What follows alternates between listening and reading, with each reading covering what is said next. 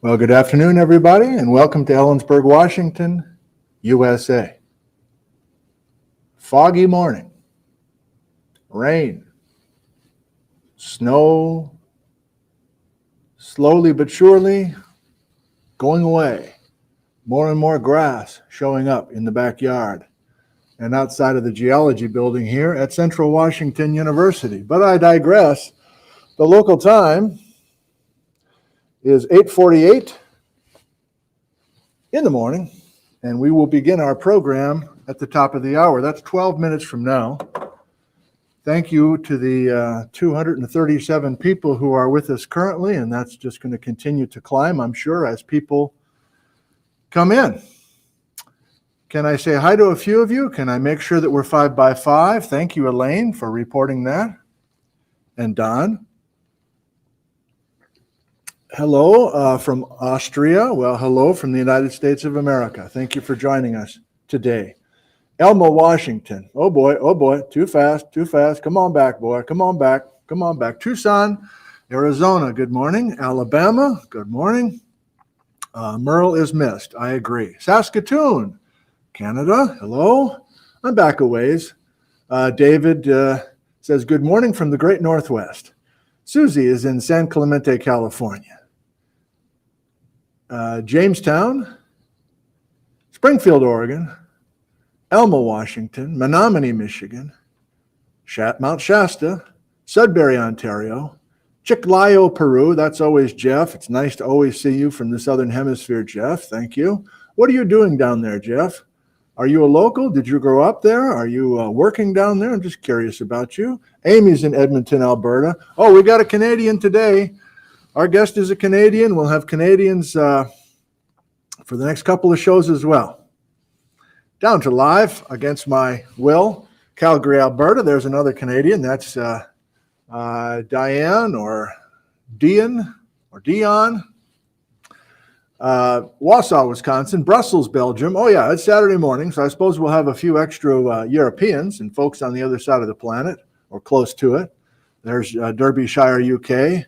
Wayne says aloha from Hawaii. It must be pretty early there, Wayne. Media, Pennsylvania. Gig Harbor, Washington. Portland, Oregon. Brussels, Belgium. It's always fun to see everybody. Said like Diane. Okay, Diane. I've already forgotten where you're from, but I'm glad I'll see if I can remember that next time. Jackson, Louisiana. Rathdrum, Idaho. Greensboro, North Carolina. And so on. Let me email Jane, make sure I don't forget about that. I really enjoyed visiting with Jane as we tested the audio-visual a couple days ago. I think you will enjoy her.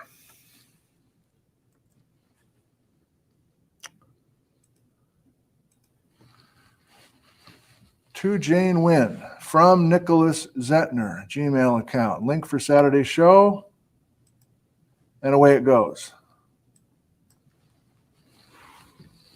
Say hi to a few more folks, and then I have a couple of announcements and reminders and such before we begin. Susan says, excited to get going. I'm coming in 5 by 5. Thank you, Susan. Randy Ankin is with us this morning. Randy, thanks for being with us live.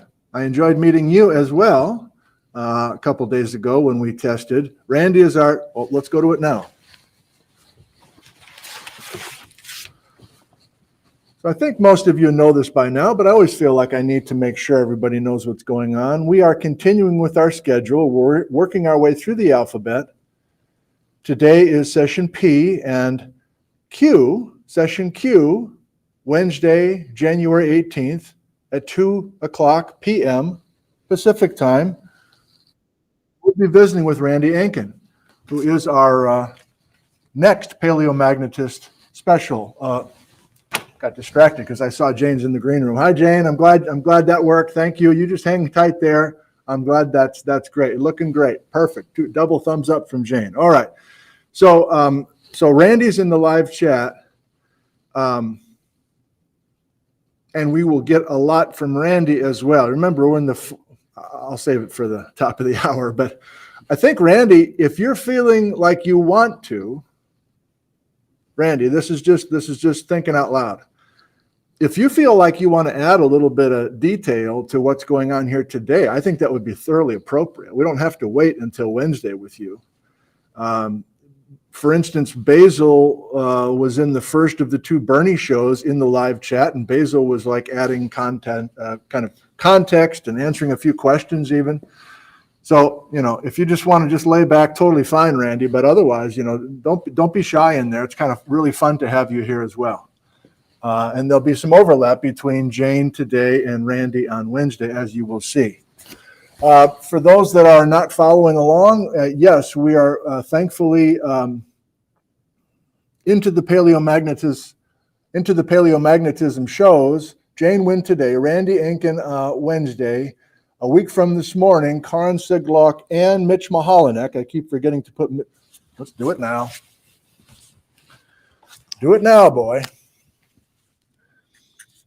Oh boy, I'm not going to remember how to spell his last name. So we'll just say Mitch M for now, but I'm already starting to email with those guys, and that's going to be an interesting show. And then the interesting shows will continue with our minds blown from Stephen Johnston and the Bob Hildebrand experience.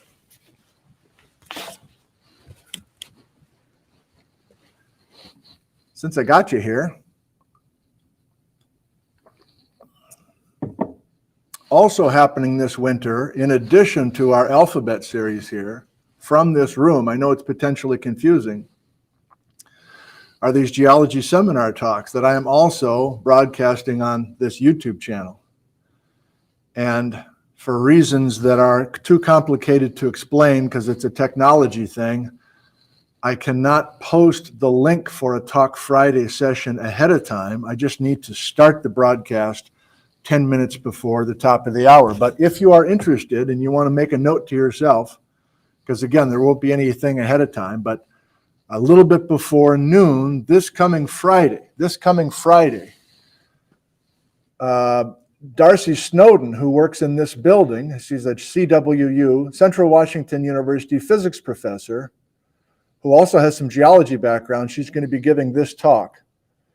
And she has a large NASA grant working with, well, I'll let her explain. But anyway, that's coming this coming Friday. And you are certainly welcome to join us live or watch that in replay, of course. But if we had some live folks, that'd be great. So this is being live streamed is my point, but it's not part of our alphabet series. And these occasional Friday talks this winter will continue. Okay, I'm just going to feel better saying it. Once I'm done with the alphabet series, I can get the stuff set up properly so that I can post these talks ahead of time. In other words, the link and everything. But I can't while this is going on for reasons. Okay. Whew, boy, I feel wordy already. Jane's in the green room. That's a relief.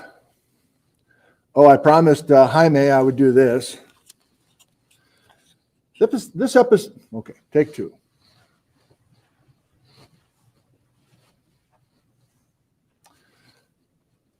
This episode of Nick from the Classroom brought to you by Northwest Barber in downtown Ellensburg, Washington.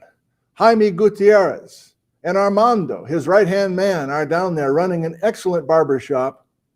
You need to schedule ahead, but if you want an excellent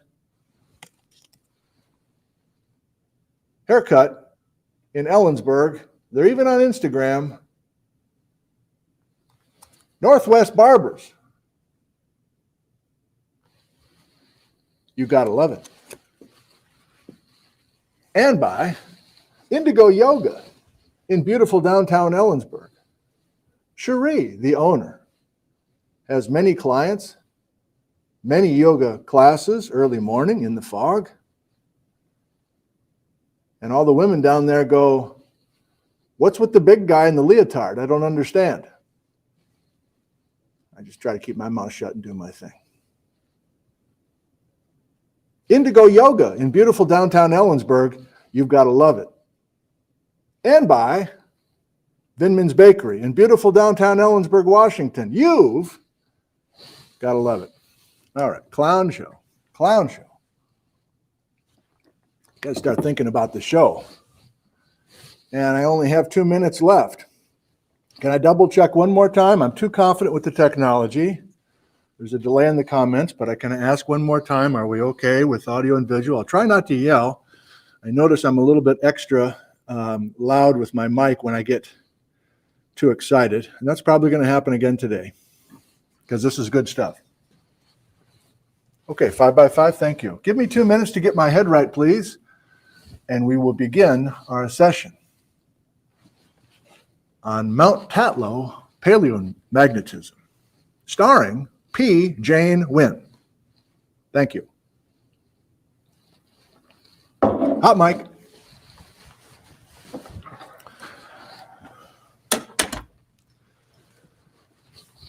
Okay. Why do you feel so good? Let's examine that, boy.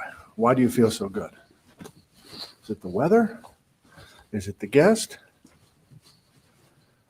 Is it the material you put together? Yeah, maybe it's the material. It's probably the guest too, but maybe it's the material. So you like what you put together last night and this morning. Take your time with it. Remember to set the tone early that you're taking your time with the chalkboards today. You're not in a huge rush. Jane does not have an appointment at 10 o'clock. You're setting her up, but this is a different kind of show. Remember that. The show is going to work best if you set the tone early with what we're trying to do here. You don't have to yell, but you're pleased with the chalkboard. Now, the test is, can you actually perform? Can you actually lay it out properly? 20 minutes ago, you had it, right? You had exactly what you wanted to do, more so than usual. So be linear this morning. You have the laptop, a variety of things in the laptop. You can do that. And then just relax.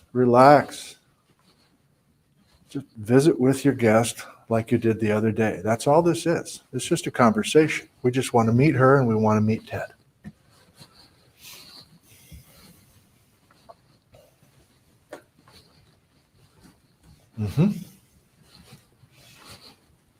Just relax.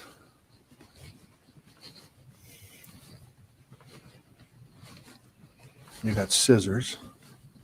You got a book. You got an orange ball. You got all sorts of stuff.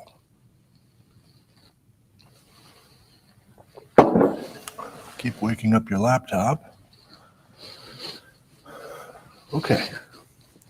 Oh, and you have the new wrinkle with, okay, right. You have the new wrinkle with the, all right, we'll just talk that out with Jane while you're doing it. It's going to be rough. That part's going to be rough, but she can remind you what, okay, got it. All right, here we go. You can do this.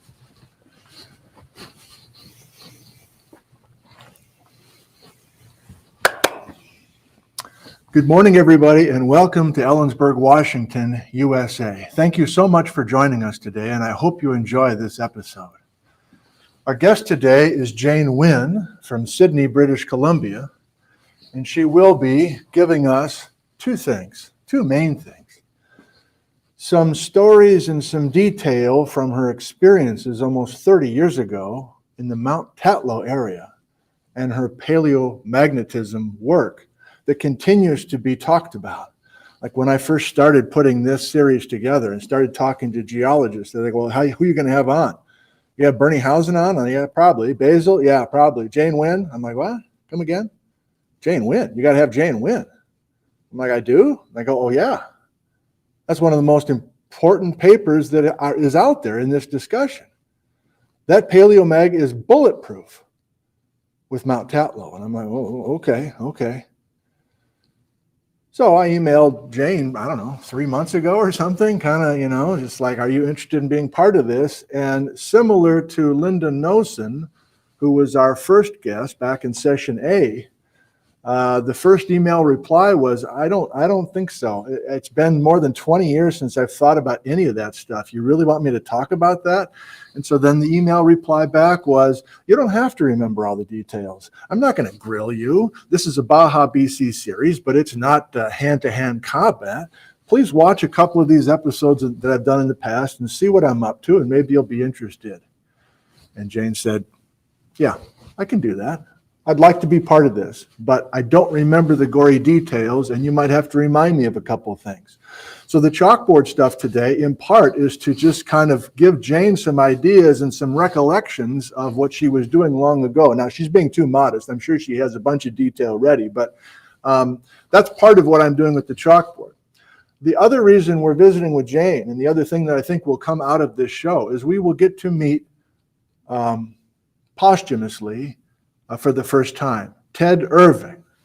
We're just playing with it.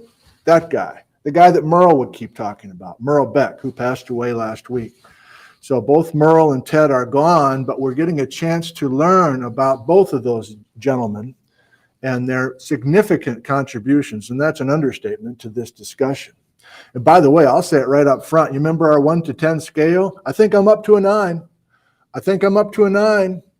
And I'm with a bullet. Speaking of bullets, I think I'm heading up towards the 10 after reading today's stuff, and I want to share that with you. So if that's not enough of a teaser to stick with us here this morning, I'm not sure what is. I do feel like before we get into it, I want to make sure that you know that we have one more specific paleomagnetism show coming next time. That's Wednesday, January 18th at 2 o'clock Pacific time, 2 p.m. Randy Enkin will also have all sorts of Ted Irving discussion, as well as plenty more paleomagnetic detail. And I think Randy's also going to go backwards a little bit with us and continue with our just basics of paleomag, just to make sure we've got some of the basics that maybe have slipped through the cracks to this point. Okay. Well, let's not screw around. Let's get to some major messages from my chalkboard session. I'm thinking half an hour, Jane, and then we'll come to you. So I kind of have it laid out this way. I guess you've seen this already. MT today is Mount Tatlow. Not mountain, but Mount Tatlow, MT. And I took this off of the chalkboard and now just made this for us. Here are the significant case studies, I guess. These are the case study locations that we have already visited a little bit and will continue to discuss under the heading of insular superterrane, intermontane superterrane. So we've already done like 3 or 4 shows, right, on the Nanaimo group. Remember the Calgary boys doing that. Mount Stewart, we did that with Bernie. Here we are today, so we're still firmly in the insular superterrane, or the Whale, or the Baja BC block. Pretty sure we can say that.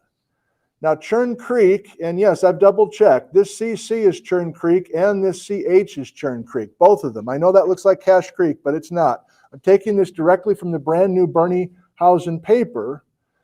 And so next show, I'm confident that we will be getting over here to talk about the Carmacks and maybe the Spence's Bridge, and for sure the Churn Creek with Randy Enkin.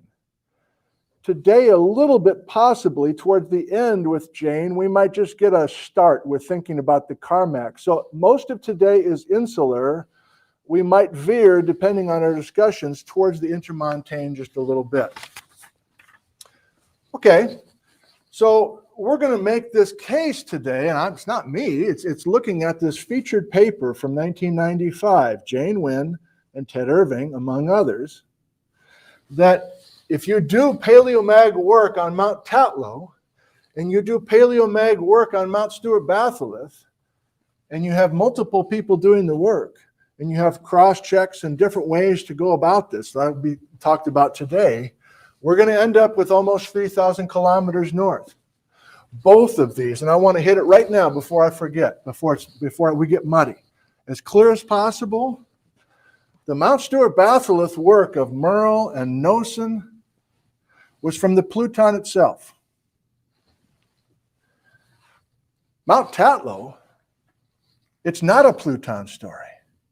It's sedimentary layers, volcanic rock layers, lava flows, and Pluton material. And the sedimentary material is of different types. There's conglomerates, there's sandstones, there's siltstones, there's mudstones, there's shales. There's paleomag and a lot of that stuff.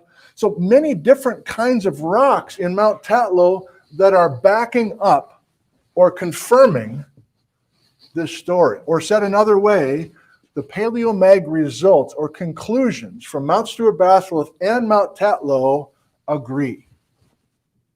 Let's not lose sight of that today. And that's exciting for me. I didn't have that before.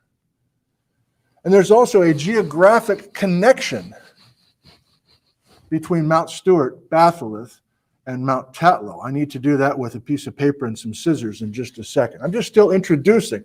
Obviously, I'm taking my time this morning. We're also going to look at the fact that Mount Tatlow and those sedimentary and volcanic rock layers are no longer flat. They have been folded into a syncline. You're like, well, how the hell can you say anything about the paleomag if it's folded? That's a theme we've already been working on with Mount Stewart. So I want to talk about trying to get rid of that folding and maybe help with the chalkboard. You can get a peek of it over there. Might be able to help you visually, just from a Geology 101 perspective. And then, yes, I'd like to learn. I know nothing about Ted Irving, or very, very little about Ted Irving. I know very little about Ted's relationship with Jane and Randy Inkin and where this Geological Survey of Canada headquarters is. There's a lot to learn this morning. Okay, this is going away for good. There's nothing on the back, so let's get it out so I don't have another crash. Well, I'm just luxuriously operating here this morning. Okay, before we go to the details here, this is almost like the backyard days, but Bijou and I did some coloring this morning at home. So this is also a new thing for me, so I'm pleased with it. Hopefully I can convey it to you as well. So my house is down here just south of Mount Stewart. And this yellow line is the boundary between Washington in the USA and Canada to the north. And this black line is on the Washington side, the Straight Creek Fault. And on the BC side, it's the Fraser Fault or the Fraser River Fault. Okay. So this has been well known, if you've been part of our series in the past, that there's, 150 kilometers of offset, right lateral offset, and this stuff that's in BC belongs down here. And that offset on the Straight Creek Fault started about 49 million years ago. Too young for Baja BC. So this offset that you're looking at is not a Baja BC fault. This offset you're looking at is too young. It's not in the Baja BC time window. But I'm sharing it with you this morning, as long as I'm careful with you. I'm sharing it with you this morning because if we go ahead and get rid of this Eocene displacement, and that's what we're talking about, Eocene is too young for the Baja BC story. If we get rid of this offset of 150 kilometers and get these Canadian rocks back down to where they belong, quote unquote, a first grader can see that the Spuzum Pluton in BC is the same thing as the Mount Stewart Pluton just north of my house. Same age, same basic geology, same paleomag, I think. I don't know, has anybody done paleomag on the Spuzum? They must have. Is it the same exact? Wow, I've never thought. It's an interesting thought. Anyway, you remember from the first couple shows in this series, we had the Mount Stewart Pluton invading from below, and it invaded the Chewaucam schist. Well, yes, if you go up to BC, the Settler schist is the equivalent of the Chewaucam, 120 million year old oceanic, deep ocean sediments that are then out of the ocean and converted into a metamorphic rock called schist. Okay, I'm building towards something. If you get north of the Chewaucam and you kind of get out of the crystalline core, and now you're up to Winthrop, Washington, and the Methow Basin where you are cross-country skiing last weekend, 2 weekends ago, whatever, Twisp, Winthrop, North Cascades Highway. I'm talking about Washington now. Slate Peak. That's the Methow Basin, rocks that I know very little of, but they're sedimentary rocks that are from a deep ocean and then a shallow ocean scene going back 150 million years ago, I guess, and continuing into the 90s and 80s, I guess, as far as millions of years ago.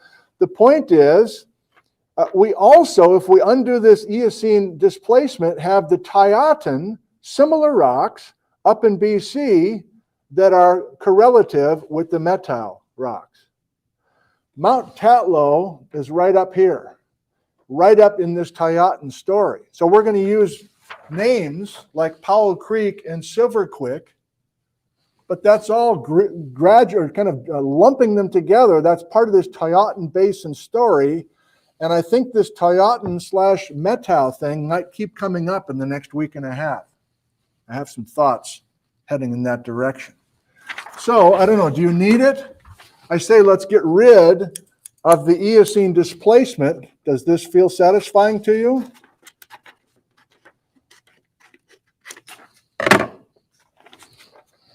Let's go back to 50 million years ago and have everything together.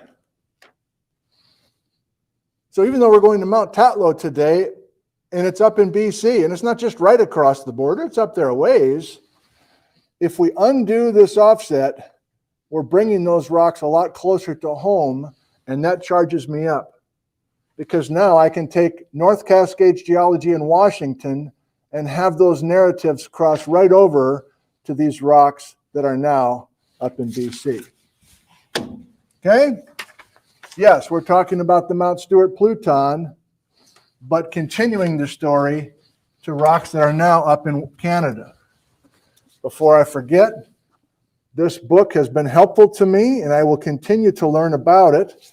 This is an old textbook from 1964, written by Ted Irving.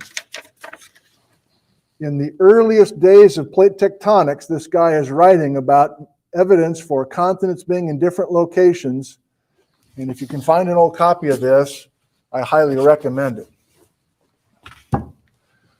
Okay, that's setting the tone regionally. Now that we see that there's connections to the North Cascades of Washington, my own neighborhood, let's drill down now, no pun intended, to the Mount Tatlow area. Here's the stratigraphy in the Mount Tatlow area. Remember, MT is Mount Tatlow in British Columbia. Jane, Wynne, Ted Irving. And sitting on top of the basement rock, which is our whale, which is our insular superterrane, which is our Baja BC block, unconformably on top of the insular superterrane are some sedimentary layers. As I mentioned, the Silverquick Formation is a collection of conglomerates, sandstones, siltstones, shales. The shales have plant fossils within them, plant fossils that have been studied in the Winthrop Formation. So now again, we're making our connection here. So we have Silverquick connected to the Tyotan Basin. Tyotan Basin, many workers have tied or is correlative with the Methow Basin in Washington. And these plant fossils have been famously studied in the Winthrop. Maybe they have been studied up in the Silverquick as well. Even the plant fossils suggest a southern origin, but that's not our focus today. Sitting conformably, I guess, on top of the Silverquick sediments are the Powell Creek lavas in the Mount Tatlow study area. Subaerial, lava flows that were not deposited or not flowing underwater. They're flowing in air above water. Andesite lava flows, lahar deposits, basalts of the Powell Creek. I'm just going to use a number of 90 because I'm not sure I have the details or if the high precision work has been done on the age of some of those lavas of Powell Creek. But the general story is we're getting a paleomagnetic signature from the Mount Tatlow area, paleomag from the sediments, paleomag from the lavas, even paleomag from a few minor intrusions or plutons that have invaded up through Silverquick, maybe even invaded up through Powell. I'm fuzzy on that. But the thing I want to hammer hard, and it's hammered hard in the paper by Jane, is that we have different kinds of sedimentary rocks, different kinds of lava flows, different kinds of plutons that are all giving us this 90 million year old paleomagnetic signature. And you guessed it, the results from the paleomag work is going from this latitude originally to this latitude currently up in BC, 2,800 kilometers worth of offset. These are Bernie's numbers from the brand new paper. And reminding you again, Mount Stewart batholith, originally Merle's work, Bernie redoing it, recalculating as we discussed with him last time. This is the current, the 2023 version of these results. Mount Stewart batholith originally at 31.3 degrees north, moved up to 47.6 degrees north, 2,900 kilometers. So I want to keep coming back to this to make sure we have it. For those of you that are super bright, you've already had it like 20 times ago. But we have a field check. We have two major studies that work perfectly together, and it's not the same kind of study. It's not the same kinds of rocks. I find that very exciting, and I didn't have that before. Okay, well, I hinted at the fact that there's folding. And does that mean these rocks are folded? Well, yeah, a little bit. So I think I want to do this just verbally here, just a sec. I wrote it out. This is not the first time we've brought up these rocks, these Mount Tatlow rocks. If you've been a fan of the whole series, you've been watching these in order. The first Basil show C. Do you remember his story? Basil, how'd you get into Paleomag? Well, my classmate at University of Minnesota, Julie Maxson, was doing her PhD Mount Tatlow.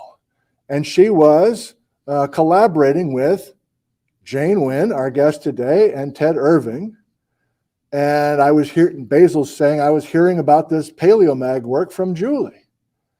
And then in our office down the hall, graduate students at the University of Minnesota back in the 90s, Paul Umhofer is there for doing a postdoc, and Paul's like, well, Julie, I think your rocks and Basil's rocks in the Sierra Nevada of California might have been, part of it in the same neighborhood.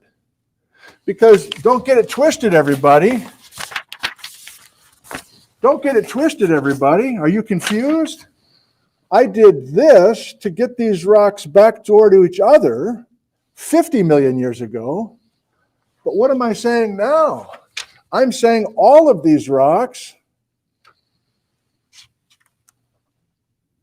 were 3,000 kilometers out of the frame, down at my belly button. That's the Baja BC time. Whoa. 2,900 kilometers north, and then after Baja BC time, Straight Creek Fault offset. That's the general concept, but I'm feeling like freelancing again before we go to the other board quick.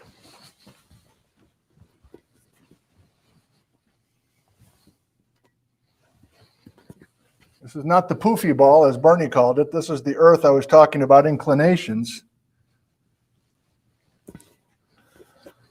We're going to continue to play with an idea that we've been flirting with, but let's hit it head on. Merle Beck and others are saying this is not just taking stuff from southern latitudes and moving them north. What's the additional component of this? What's happening with these exotic terrains, part of the insular block, and even intermontane, I guess? What's happening with them as they go north? Is it just this? This is all we've been doing so far. All we've been doing so far is sending the whale north. What am I going to do with this orange ball? Why did I put a smiley face on it? That's right.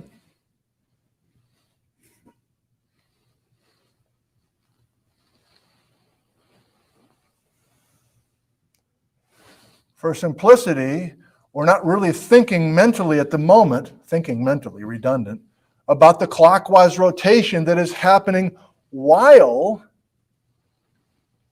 these baby whales are going north. And the declination, not the inclination, of these paleomagnetic grains is telling us about that clockwise rotation. Wow, okay. Wow, like I'm super impressed with myself. Got a little bit more on the chalkboard, then some laptop, then we're coming into Jane. Can I keep this in the frame and deal with this last complication? We'll see if you like this. I guess we need to get this full center. So this is my graphic, simple way to try to convey this. What do you do with the Mount Tatlow rocks, the lavas, the Powell Creek lavas that are sitting on top of the Silver Quick sediments?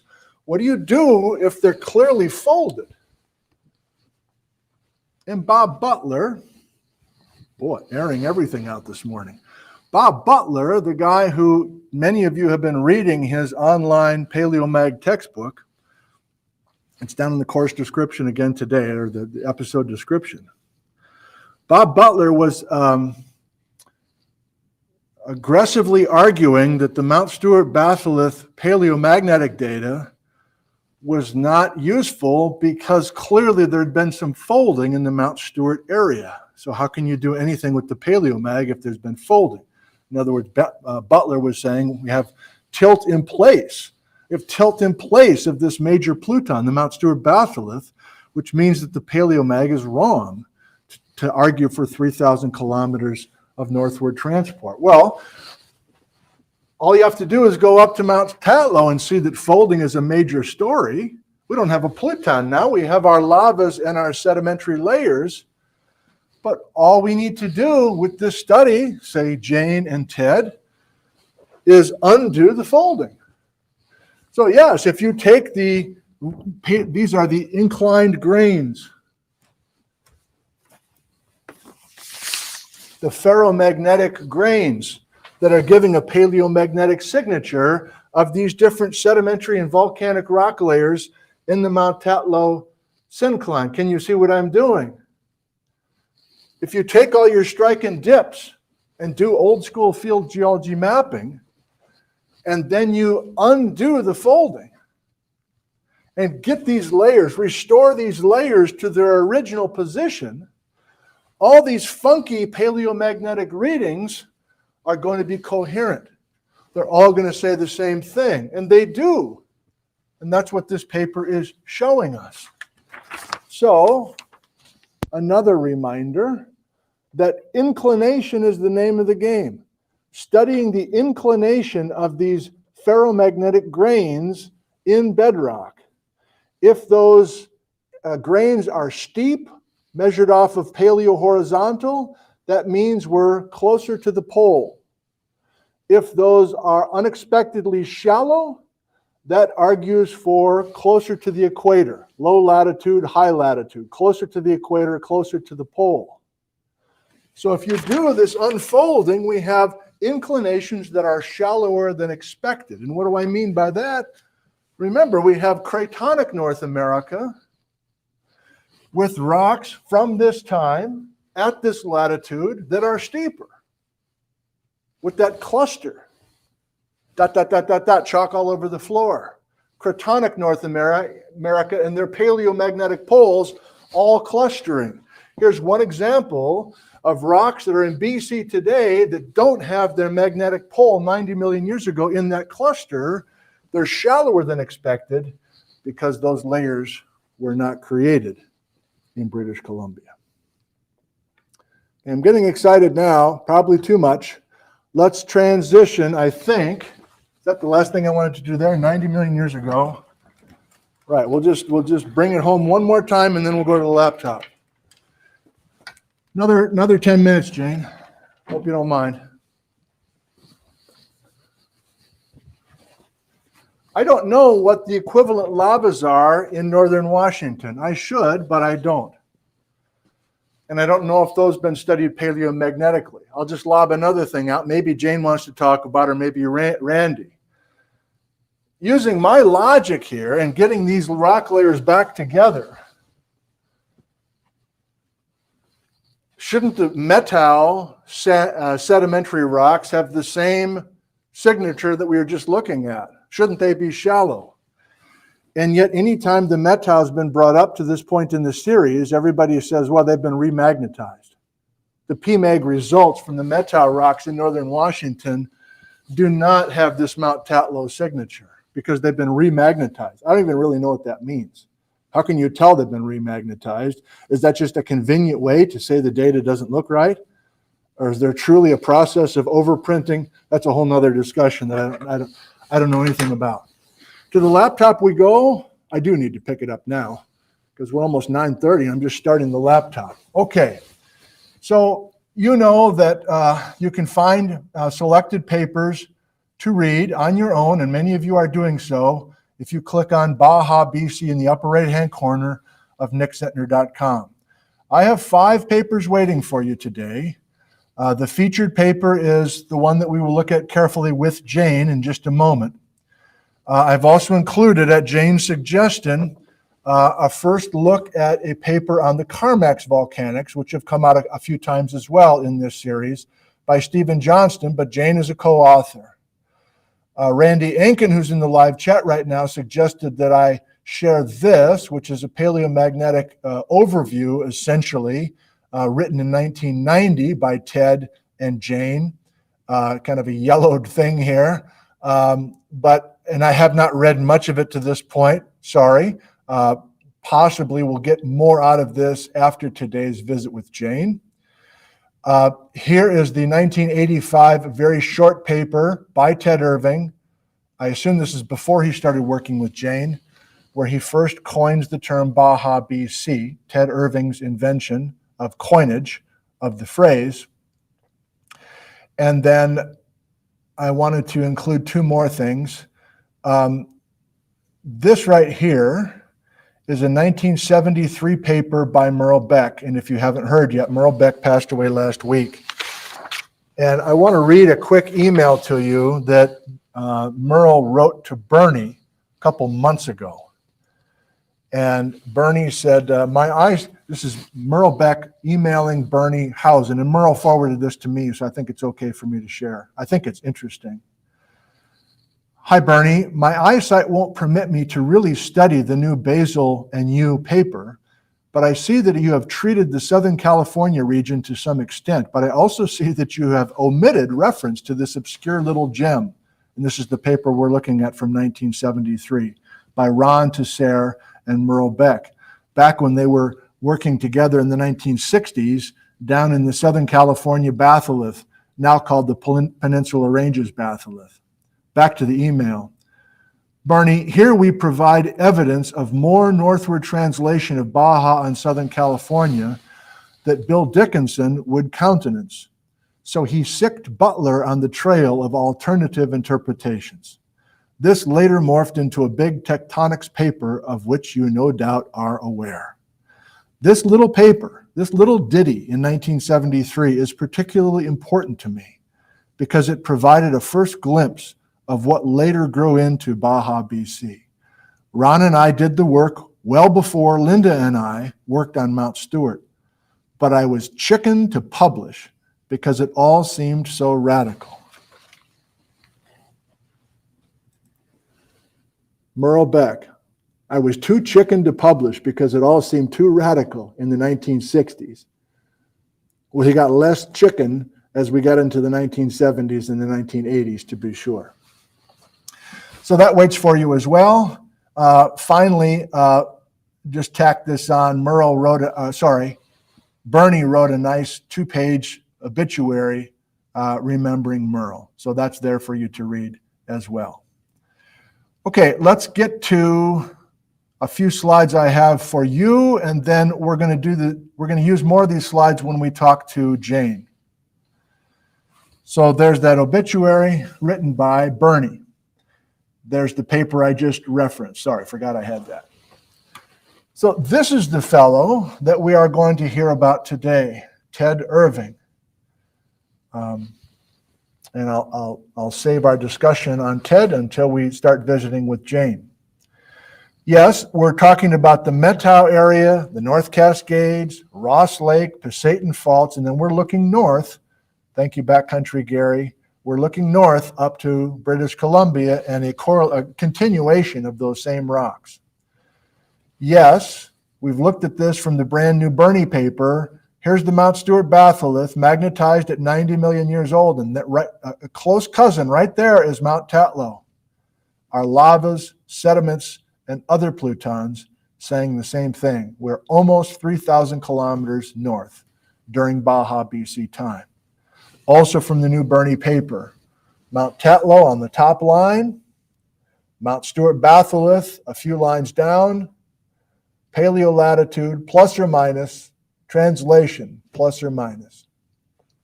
These are from Randy Ankin, who's our guest next time, going now specifically to the Mount Tatlow study and realizing that we have a much lower latitude for Mount Tatlow. There's the Powell Creek, there's the Silver Quick, the flows, the sediments, and so on. 80 separate paleomagnetic sites from this study, I do believe. It's Randy Ankin and Brian Mahoney doing more work on this Mount Tatlow. So it's not just Jane and Ted doing this work on this very important Mount Tatlow area. Just kind of visually reminding you of where we've been with Bernihausen and the cratonic expected poles from the Cretaceous and into the early part of the Cenozoic, and then the bizarre plots of the paleopoles for our units that we're discussing in this series. There's Mount Stuart batholith, far-sighted, I think is the way they say it, and here's Mount Tatlow. Mount Tatlow, Mount Stuart batholith, they win the prize for farthest traveled if you are a Baja BC enthusiast. Again, coming from Randy, helping us see, here we're calling Silver Quick 90, way down here. Our sediments with the plant fossils are restored to this paleolatitude from the Jane Wynne work. Color, Technicolor, Dream. And here is Chilco Lake. If you know anything about British Columbia geography, I know very little. I've never heard of Chilco Lake, but the Mount Tatlow study area we're talking about today is due east of Chilco Lake, if you want to find that on Google Earth, Google Maps. And the Yalakum, I think that's how you pronounce it, fault, bounds that package on the north. One quick look at a very well-known study in 2006 of plant fossils, plant leaves, redundant, from the Winthrop Formation, which again, I assume are correlative with the Silver Quick. And by studying the shapes of these leaves in this paper, I should find it and post this, I guess, gives an estimated paleolatitude of 38.4 degrees north. I forget already but in the neighborhood of what we were just saying. And as a little teaser for next show, here's our Mount Tatlow rocks. And we continue into this thing called Churn Creek, which I think will be the main thing we talk about with Randy, maybe other things as well. But there's a continuation of this story from today's show to the next show on Wednesday. Got it? Got it. Here's Merle sending a reprint of his 1972 paper with Linda Nosen to Ted.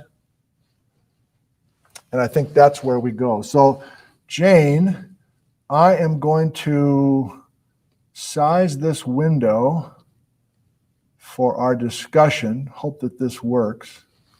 And I'm getting my headphones. We're coming to you, Jane. Battery 100%.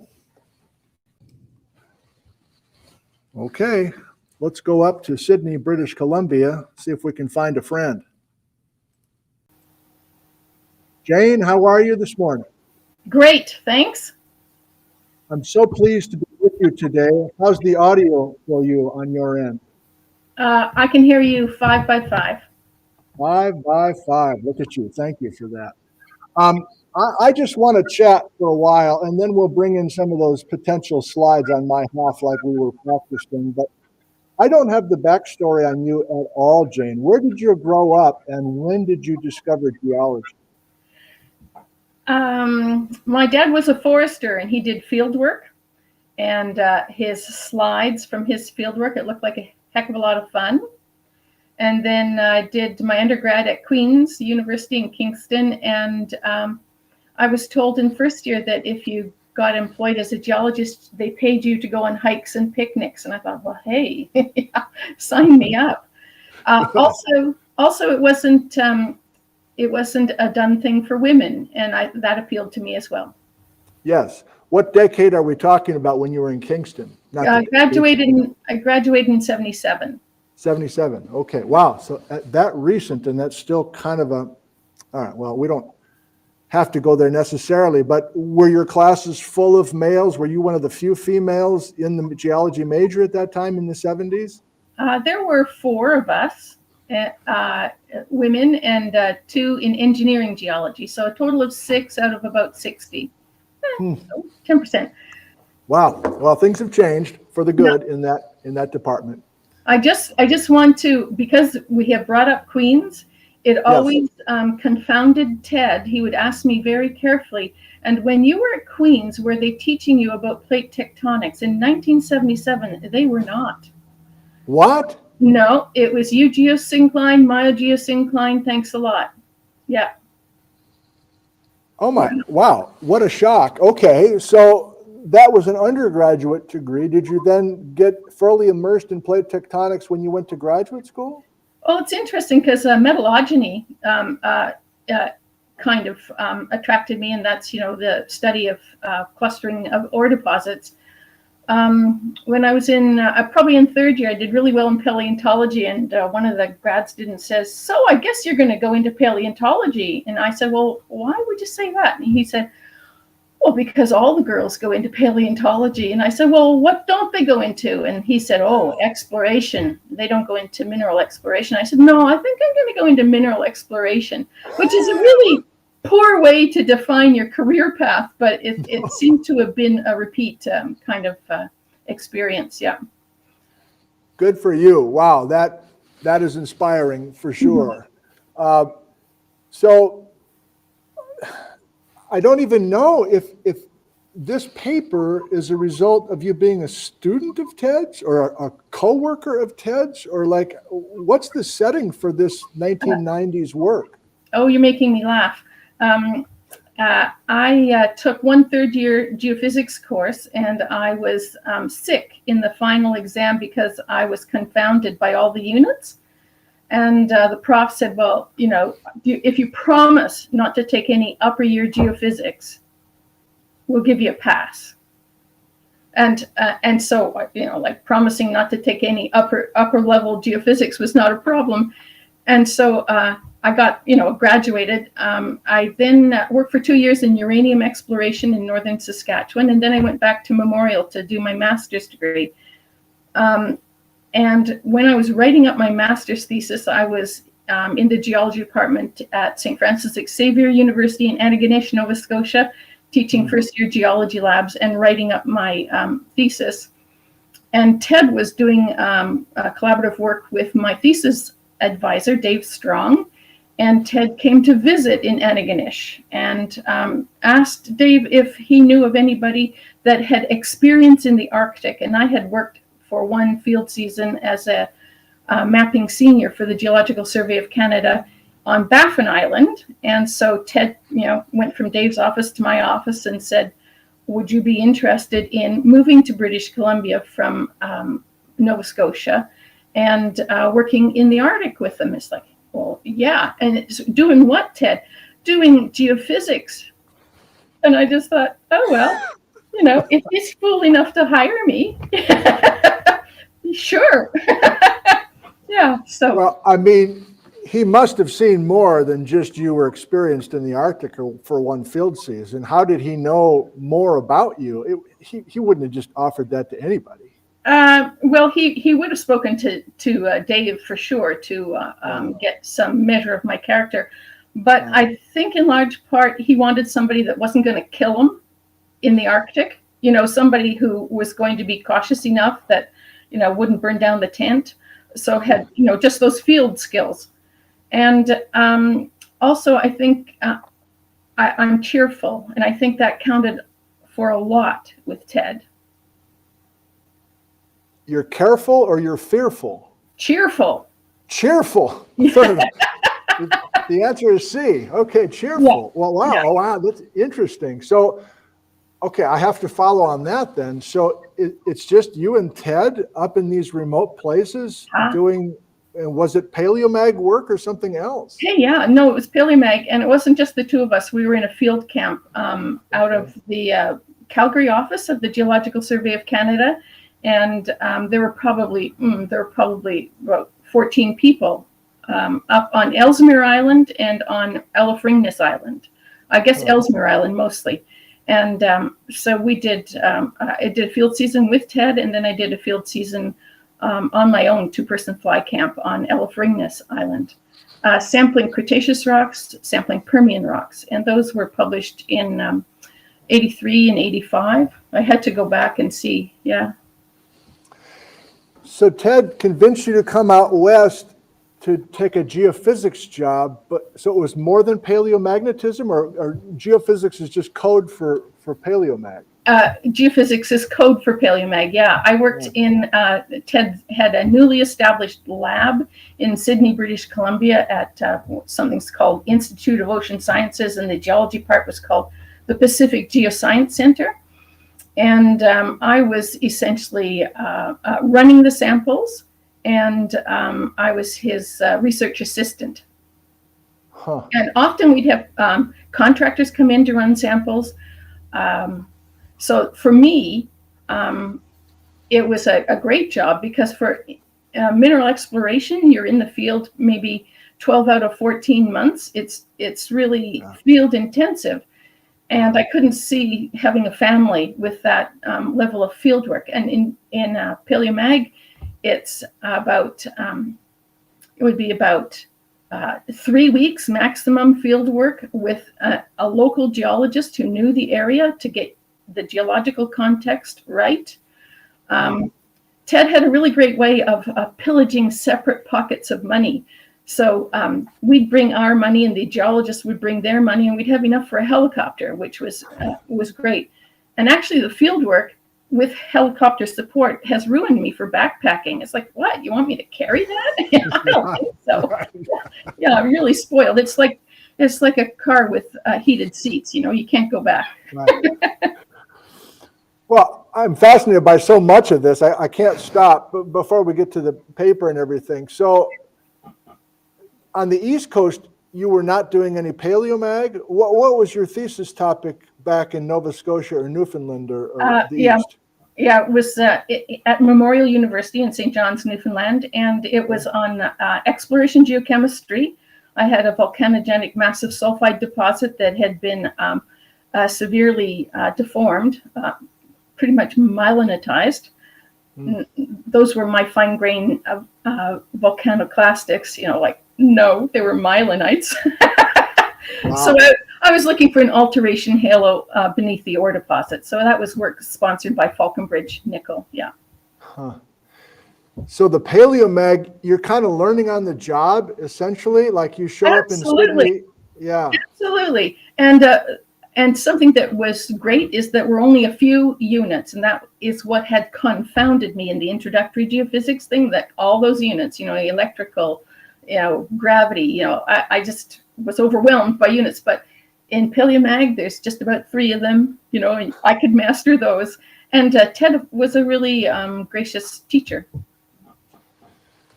Okay, well, it's probably time to hear more specifically about him and how you guys work together. What year are you arriving in BC? 1982. 82. Mm-hmm. Hey. So, yeah. Hold on. The first work we did was in the Crow's Nest Pass, volcanics in the Crow's Nest Pass. Okay. It's an interesting paper. Look it up, because there were southward displacements in the front ranges of the Rocky Mountains. And we excused those results by saying, Well, we probably haven't averaged out a secular variation, Right. but I think that's way cool. Like, oh my goodness, how is this possible? Yeah. So you're wanting to kind of mentally go back to that paper and look at it with all Well, the work that's been done since? I certainly want other people, like they're volcanic, so they're really good recorders of the field. But I think the whole thickness of rocks was only about 200 meters. So that could be one flow. You know, so that's why the the shallow inclinations were suspect. And because of their geographic location, it was, you know, we were still in an accordion thinking of the geology. Yeah. Hey, and there's another thing about this accordion idea is that in, like, I don't know when lithoprobe was, but it was a deep seismic refraction survey across the Cordillera, and the results were presented in 2 dimensions. Mm-hmm. Yeah. And I can't help but think that constrained the imagination of a lot of geologists. That's really well put. I mean, yes. I mean, that's a theme that keeps coming up here. The 2D thinking is, that's not the future with this discussion, I don't think. I don't want to leave that. The crow's nest, was that in Alberta? Where was that study site? Oh, yeah, it's right on the border between Alberta and British Columbia on the southern highway that goes east-west. Okay. Yeah, it's in coal country. Yeah, Blairmore, Coleman. Yeah. Well, I'll find that paper. Were you a co-author on that? Yeah, sure. Yeah, it was Irving and Wynne. Yeah, and a couple of guys from the GSC office in Vancouver, Don Norris, and one other person. Dr. Goff, who was a geophysicist from University of Edmonton, I think. Huh. Well, thank you for mentioning that. Like I meant to say that kind of at the beginning of this one, that I was all set to start going east in our thinking and our case studies, but we're still quite a bit west with Mount Tatlow, and I'm happy with that. But I think starting in the Randy show and beyond, we're going to be looking further and further east. So I think we'll try to bring that crow's nest site up again. I want to keep going just like this. Are you okay, Jane? Just a little bit more like this? Sure. I'm just loving this. So you show up in 1982, and how, where was Ted in his battles or whatever? Like within the first week, you're like, oh, this raging Baja BC debate, and I'm like in the middle of this. How did that work? No, it was nascent. It was nascent. We had Merle Beck and Linda Noson's paper suggesting northward translation. The first thing we did was the crow's nest, sampled the crow's nest volcanics, told you about that. Second thing we sampled was the spasm batholith. Oh. Yeah. So it's nice that you introduced that today. It showed displacement as well. Not as much as the Mount Stewart, but paleohorizontal was not very well controlled when we did it. I'm just looking at my notes. Spasm, here we go, is 85. Spasm's 85, same year as crow's nest, actually. Huh. Yeah. The age of magnetization or the age of the rock are the same? The age of it's paleohorizontal that is the key thing. What are the controls? And I think a guy named Doug Archibald from the Queen's University did some hornblende geobarometry to try and address that. I can't quite remember how those results worked out, but pretty much everything that could be sampled has been sampled. Now, here's another good point: is the sensitivity of the instrumentation that we're using to measure rocks in the field. Bernie Merle mentions some of this. As time progressed, the sensitivity of the instruments in the lab increased, so you could measure weaker and weaker rocks. But to find a rock that retains a paleomagnetic signature is a joyous thing. You know, there's not a lot of them.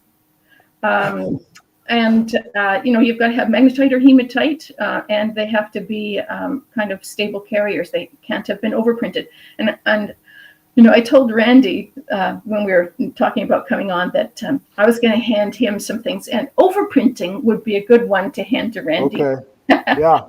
Yeah. Oh, come on. I got to stop and say this right now.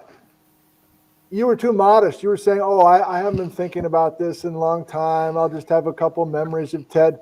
You got all the details. You've got notes. You've got everything. You're ready to go. Well, come on. I'm not going to come on and, embarrass myself. I had to go back and look at the catalog, and I'm really quite pleased with it. It's been very validating, I have to say, this whole series, to think that, something I did that I thought was exciting, but understand that because I didn't have a whole warehouse of paleomagnetic experience, I probably wasn't aware about what a big deal this was. I thought, yeah, this is what the rocks say. What's the problem? Right. Yeah. Right. Well, God, there's so many directions I want to go. You are a star with this. I mean, it is just perfect. How about the lab? Ted had already built a lab when you arrived, and he's like teaching you how to do whatever. And did you bring some skills or expertise that he did not have? No, I wouldn't say. No, maybe some different geological experiences, but, Queens is a good field school type department. We have good field classes. No, and that is something that I was young. I was 23, 24, and I would think, well, surely we can do this better. This would be a better way to do this.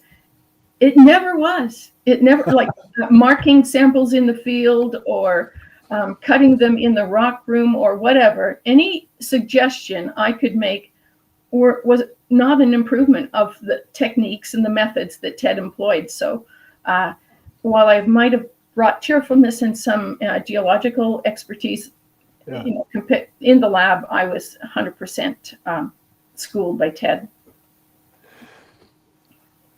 But you must have had some curiosity or some suggestions on where next to study or something, or was Ted had this whole thing figured out? We're going to go here, and then Jane, we're going to go up here, and then we're going to build a case for this. No.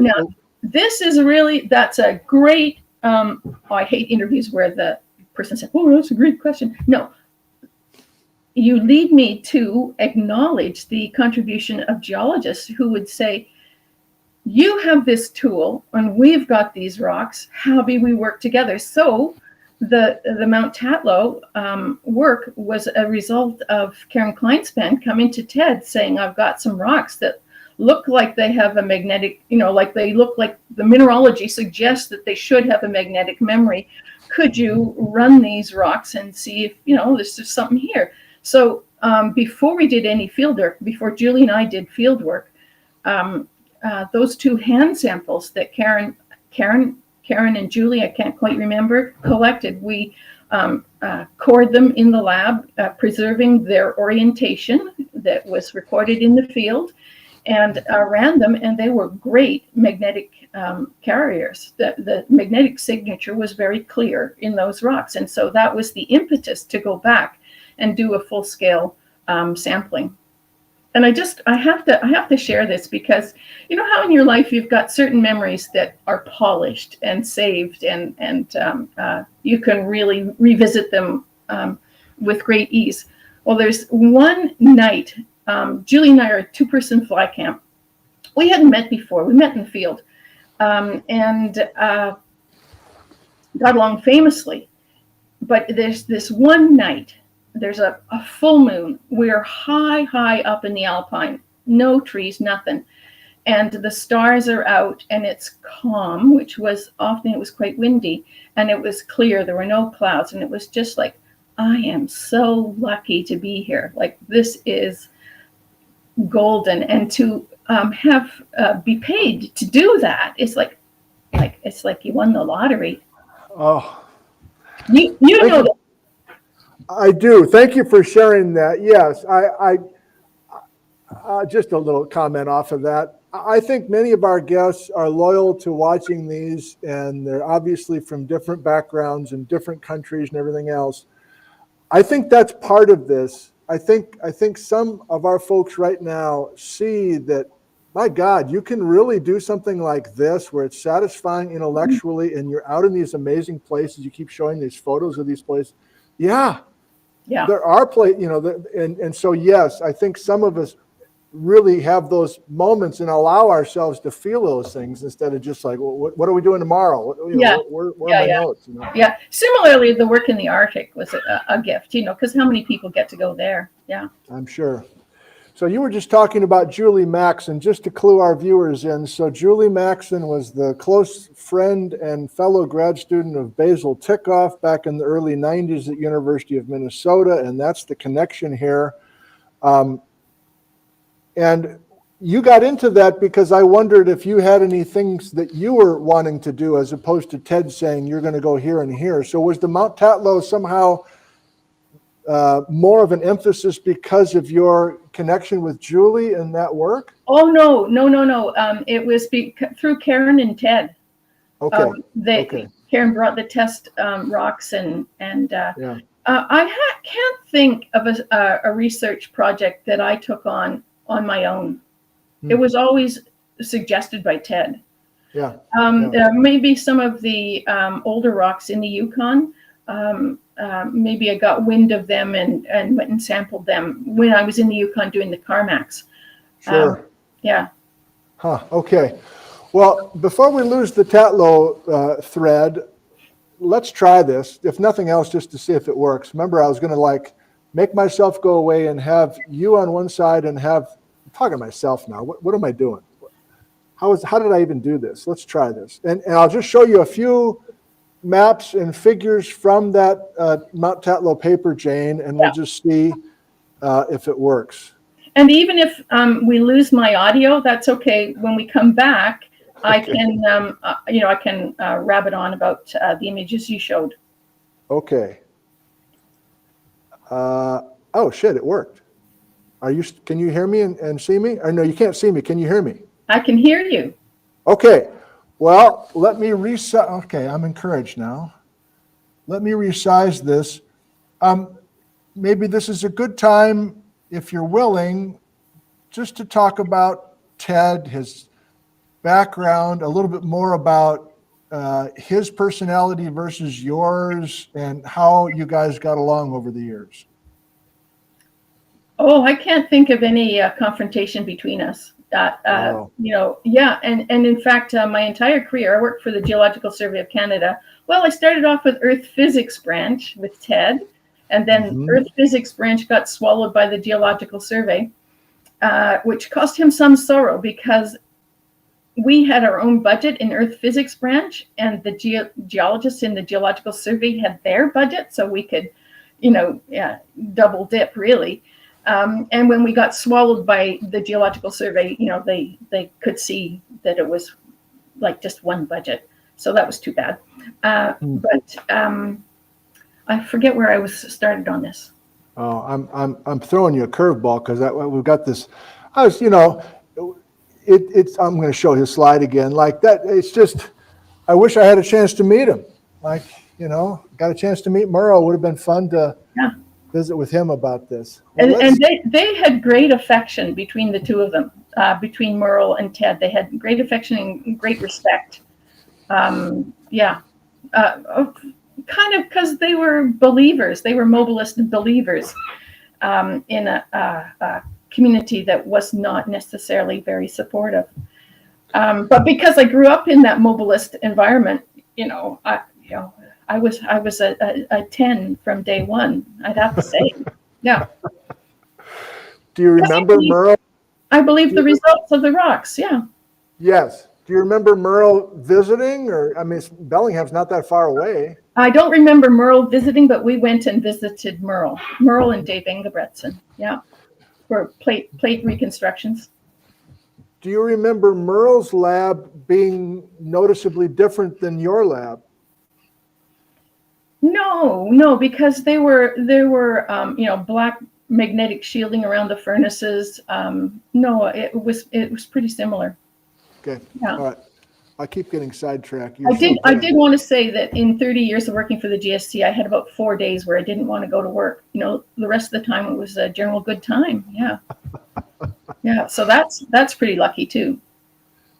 How you started in the early 80s. When did you retire? I retired in 2012. Wow. So Okay. a decade ago. Yeah. And Paleomag the whole time? 30 plus years? In fact, not. Paleomag for about 15 years. Then I got a promotion at the same time as I got a divorce. And with 2 small children, not having to do field work was a good thing. So I went into administration. And then I became a program manager for natural hazards. The GSC was responsible for 5 natural hazards: earthquakes, landslides, geomagnetic storms, floods. Can't think of what else. Huh. Sure. And I was in charge of a program that was about geoscience communication. So to take the science and distill it so it was usable by normal people. Yeah. Mm-hmm. Well, I think you're one of those people that just excel at whatever you do. I mean, you're gonna be modest here, but like it just sounds like who can just go to the other coast and just seamlessly just start working on this stuff that you'd never even done before, plus all this other stuff and this change in your career. I'm just so impressed with you. Okay. Did it, well, really, and listening to Linda Noson's story too, I was struck by the similarities of how she seemed to move effortlessly from one thing to another, but remain always, for me, it was so important to remain in geology. I spent my undergrad getting 4 years of geological expertise. There was no way I was going to be, a cashier at Safeway. Like, not a chance. Not a chance. I'm using this. Okay. I don't know if I even want to do this. It's just so fun to talk to you, but let's give it, I don't know. So yeah, here we go. Anything that you just want to briefly touch on or go deep into, that's fine. There's Julie Maxon. There's her advisor. I think I can do this as well. Right. So we don't have any field sites or field photos of your sites. It's pretty remote up there. Yeah, it was high alpine. Huh. Wow. And a lot of the samples that we collected were not drill core because there wasn't water, within, I don't know, like kilometers. So you're not going to be hauling water to cool down your drill to take cores. So we collected a lot of oriented hand samples that had to then be drilled back at the lab. So what do I have here? Well, here, just a sec. So picture this. This is a rock. Whoop, whoop, whoop. This is a rock in the field. Yeah. You would orient that face very carefully with the down dip arrows, and then that would be placed on the bed of the drill press, and we'd drill in the backside. And I can't quite remember how, but somehow we would preserve the orientation marked on this face. Yeah. It's tough, isn't it? Backwards. Yeah. Well, you're the first person I think we have visited with who's doing paleomagnetism in the backcountry. Like, it's been stressed that everything's too heavy. You just got to be on some Forest Service road at the most remote. But you guys were helicoptering in, finding water to cool your drill, and the whole thing. Is that unusual for you guys to be doing it in such a remote spot? Oh, absolutely not. Because I think working in the Arctic, that's pretty remote too. Working on Apex Mountain in the Carmacks, lucky me, I had 2 buff guys hauling the water. So I had Craig Hart and Steve Johnson hauling the water up this friggin' mountain. Like, it was arduous. Oh, what a life. Okay. Viewers, I guess we're coming to you at some point, but I'm having too much fun here. Let's go back and anything that you feel like you want to talk to. Otherwise, we'll just be kind of through these. I just grabbed. There is. Look at 29, opposite on the opposite side of the Yalakum Fault. There's a single Okay. site in the north. Yeah, Yes. it's got similar directions to the stuff south of the Yalakum Fault. It's not, the directions are not significantly different. So that's interesting. That suggests Yes. that on the Yalakum is, you know, Paleomag is only good for displacements of about 500 kilometers.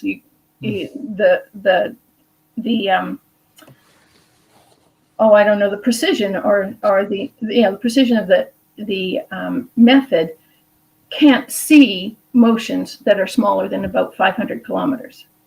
So the difference between the site 29 and the other sites is lost in the errors. Cool.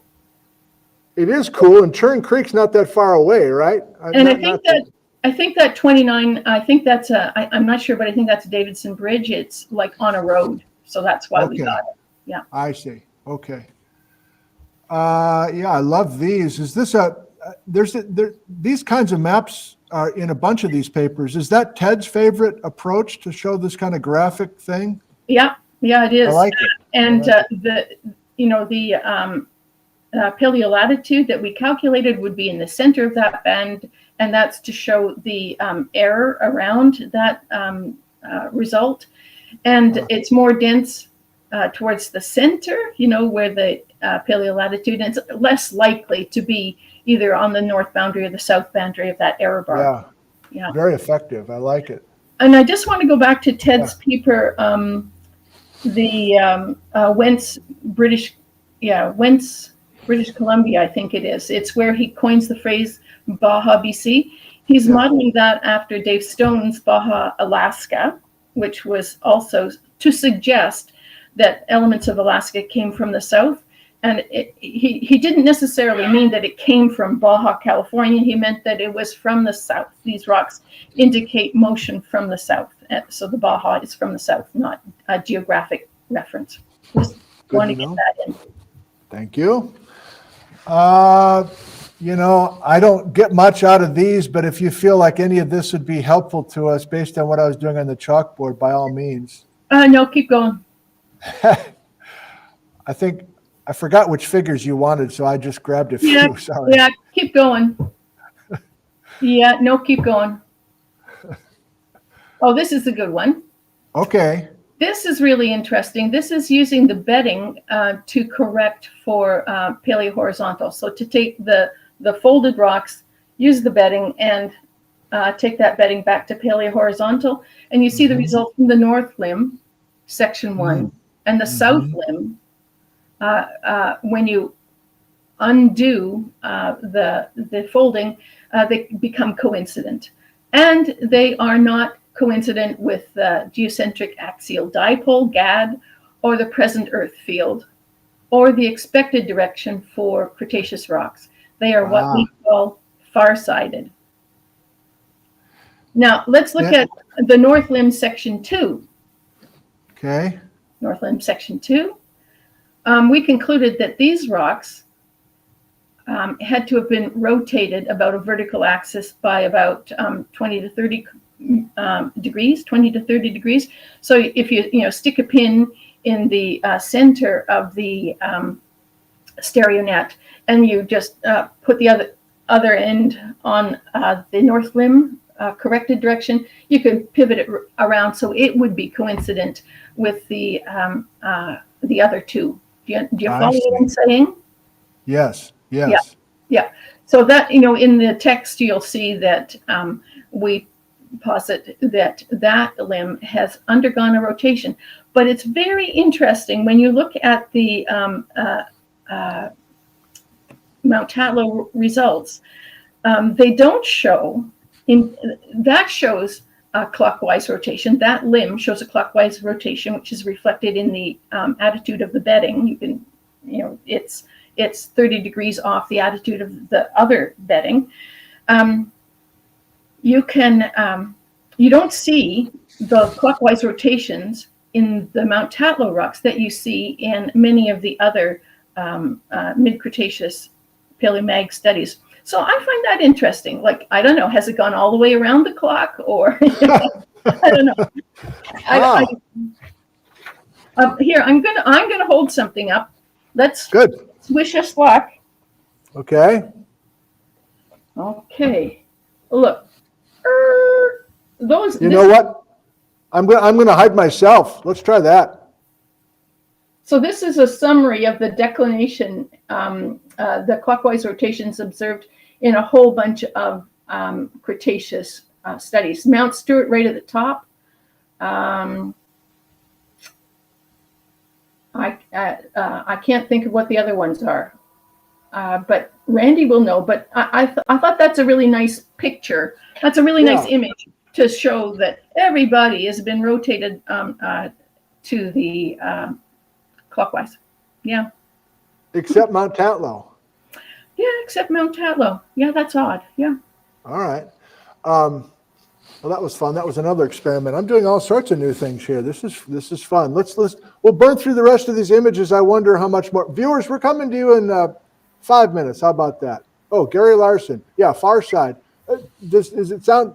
So when you plot those paleo poles, that phrase far side is you're just on the other side of today's North Pole. Is that all that means? Yeah. And to get well, not only today's North Pole, but the expected Cretaceous North Pole. Okay. Right. So to get them to be coincident, you have to haul them down. Like it. Couple more. Let's see. What am I doing? I'm doing this. Now I'm on that side of your screen. Yeah, that was one I wanted to see. No, don't like that one. Okay. I don't like that one. This is talking about an overprint, and that's not the main story. Randy, we're coming to you with that. Yeah. Oh, yeah, and here's, so I don't know, like, do you agree that everything with Mount Tatlow is on the insular superterrain and not the intermontane? I mean, we're pretty close to Churn Creek. Do you have any strong feelings about insular versus intermontane with Mount Tatlow? Well, based on the Paleomag, yeah, it would have to be insular. You know, it's far traveled, as are other sample sites from the insular. Yeah. So yeah. Okay. All right. Well, I think that's. Oh no. Here, I've marked up my copy of the Mount Tatlow, and if you will indulge me, I would just like to read a couple of paragraphs because I had to laugh when I read this paper. No, please. There are elements of this paper that I'm certain I had nothing to do with writing, like the bit on anisotropy, like that. You know, those are not my words, and some of these conclusion type remarks are really a hoot. So if you've got the paper in your hand, 6089 at the bottom of the first column. Yep. The agreement of these results, the Mount Tatlow results, of the Mount Stewart displacement estimate with our estimate, 3,000 plus or minus 500. And the difference between this number that I'm reading here and the number you have on the board is just a function of revision and refinement of the reference pole that you're comparing your results to. So you've got 2,800. This paper says 3,000. It's just a function of the different paleopole used to calculate the displacement. So don't get upset. Okay. Right. Okay. The agreement of the Mount Stewart displacement estimate with our estimate using an entirely different principle for determining paleo horizontal is too remarkable to be fortuitous. Too remarkable to be fortuitous. I cracked up at that too. Yeah. Was that you or Ted, you think? Oh, I think it's got to be Ted. I think it's got to be Ted. Yeah. Although I have been guilty, I can remember a talk at a conference, maybe a Geological Association of Canada conference, where I was giving results from a paleomagnetic study, and I said, and this will be a nail in the coffin of the debate about whether things have moved or not. And, you know, science doesn't work like that. Like I've always regretted that comment. And it offended at one paleomagnetist in the audience, one more senior paleomagnetist, you know, so like I was a junior, you know, I know everything and I believe. Right. And that was a misplaced comment that I regret. Yeah. So public confession, Well, please forgive me. I think we all have moments like that. I mean, it's okay to be young and eager and optimistic. And, you know, if you're a reasonable older person, you can kind of read the context of that and go, okay, well, you know. Yeah, yeah. So, well, speaking of that, maybe that's how we'll finish this conversation. And then if you still... No, I got another quote I got to read from this paper. Ooh. What is he talking about? These two paleomagnetic results flatly contradict geologically based tectonic interpretations of the Cordillera. Hopefully, they will provoke critical reviews of existing geological constraints, examination of fault displacements, and innovative discussions of Cordilleran evolution in the mobilistic terms demanded by modern plate tectonics. Well, thank you very much. I mean, I guess that's what I wanted to get your take on. Like, Merle Beck was a frustrated guy. I mean, I think he was also fun and all that, and he was likable, but he was just so frustrated that all this work was he was up against something that he just couldn't seem to penetrate. Yeah. Was Ted kind of like that as well? Was he growing more and more No. in disbelief? No, because his life experience was that when he graduated from Cambridge, his PhD thesis was rejected. Like he had to leave. He left Cambridge for a job in Australia, and the job was granted to him on the understanding that he would have a PhD when he arrived in Australia, and his thesis was rejected because it was a new method. It was like people didn't understand, couldn't agree, and blessed, those theses were like 26 pages. Like, why don't we get back to that? Holy yeah. And so he carried on his professional career without the kind of the license granted by a PhD. And so he was used to working in an environment where his results weren't embraced. And he really took a philosophical view of advancements in science. That there's I think Randy has a whole presentation that he's done on Ted's theory of the stages that a new scientific discovery goes through. And so he just felt, here we are, like stage 3. Oh, well. Yeah.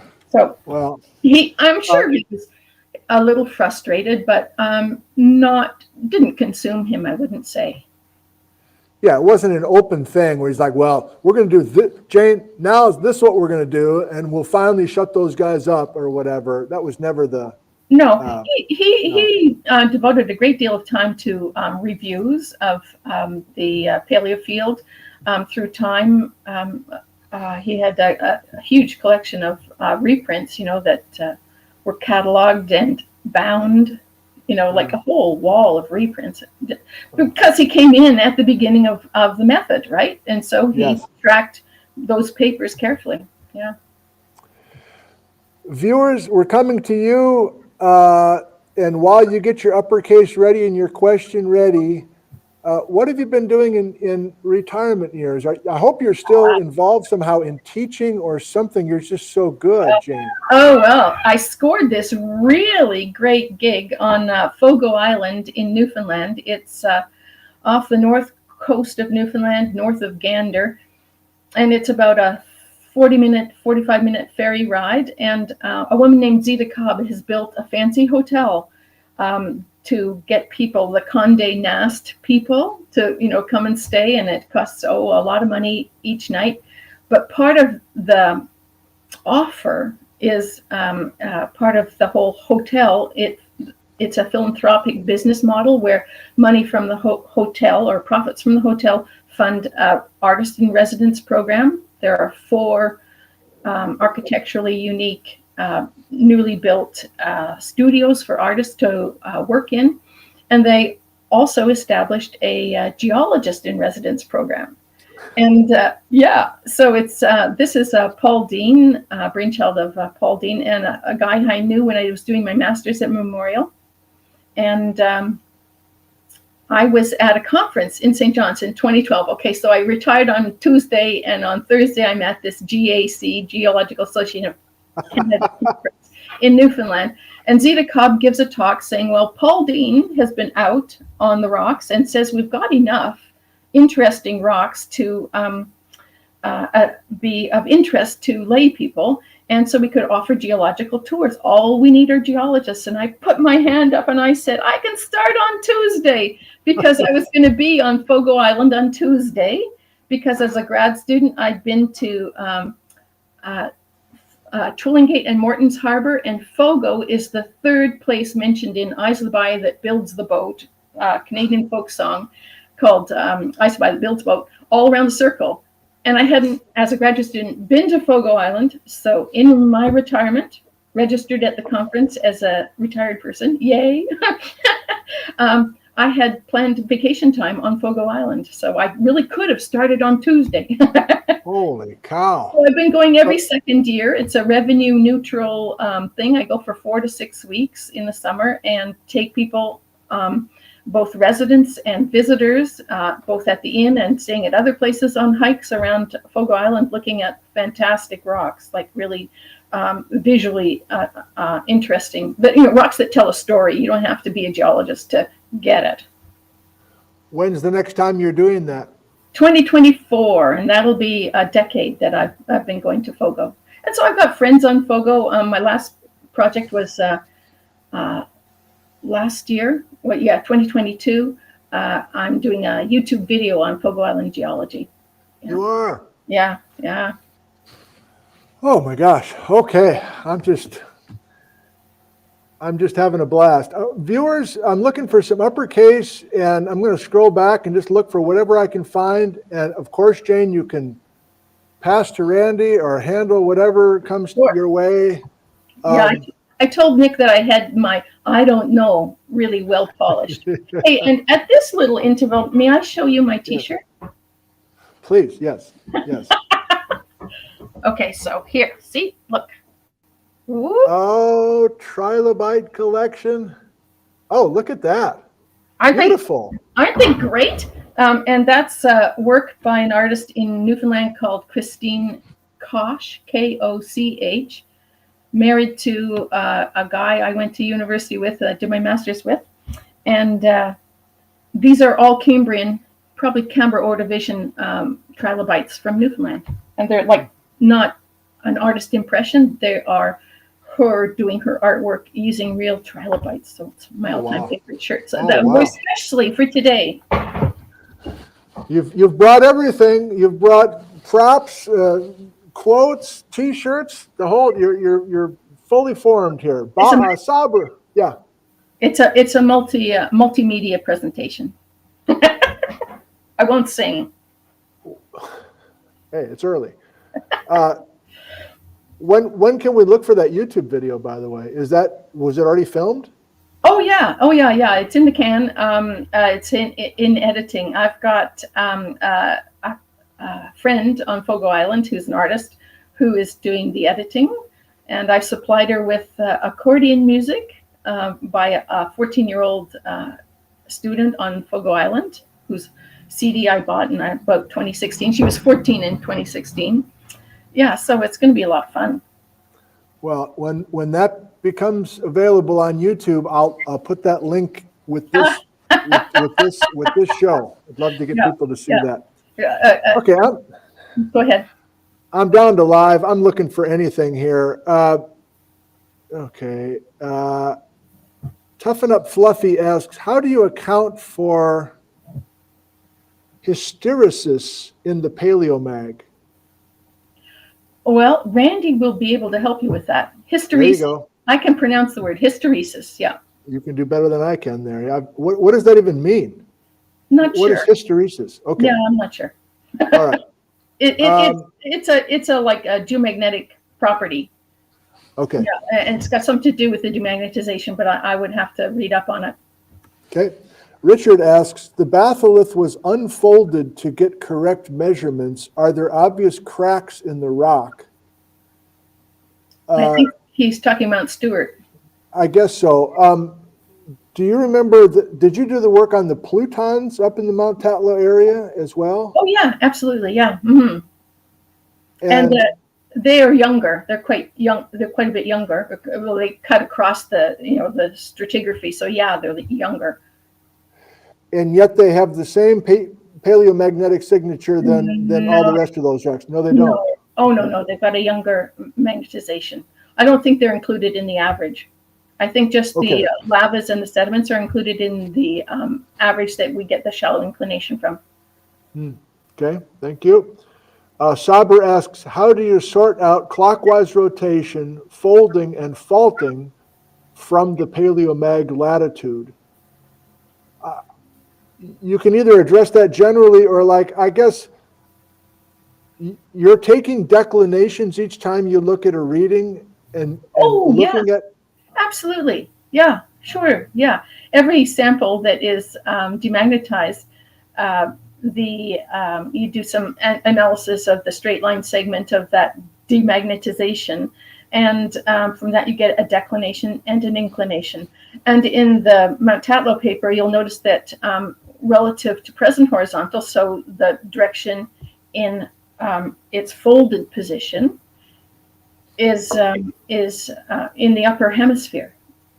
And it's only after you correct for the folding that it becomes in the lower hemisphere of a sterionet. So it becomes a downward direction. Well, I'm not embarrassed to look. So to go back to the question, how you separate it out is you just do the direction of magnetization relative to the orientation of the sample. Then you take the orientation of the sample and you put it into the bed, and then you take the bed and you unwind the bed, and there you are. You're back to paleohorizontal.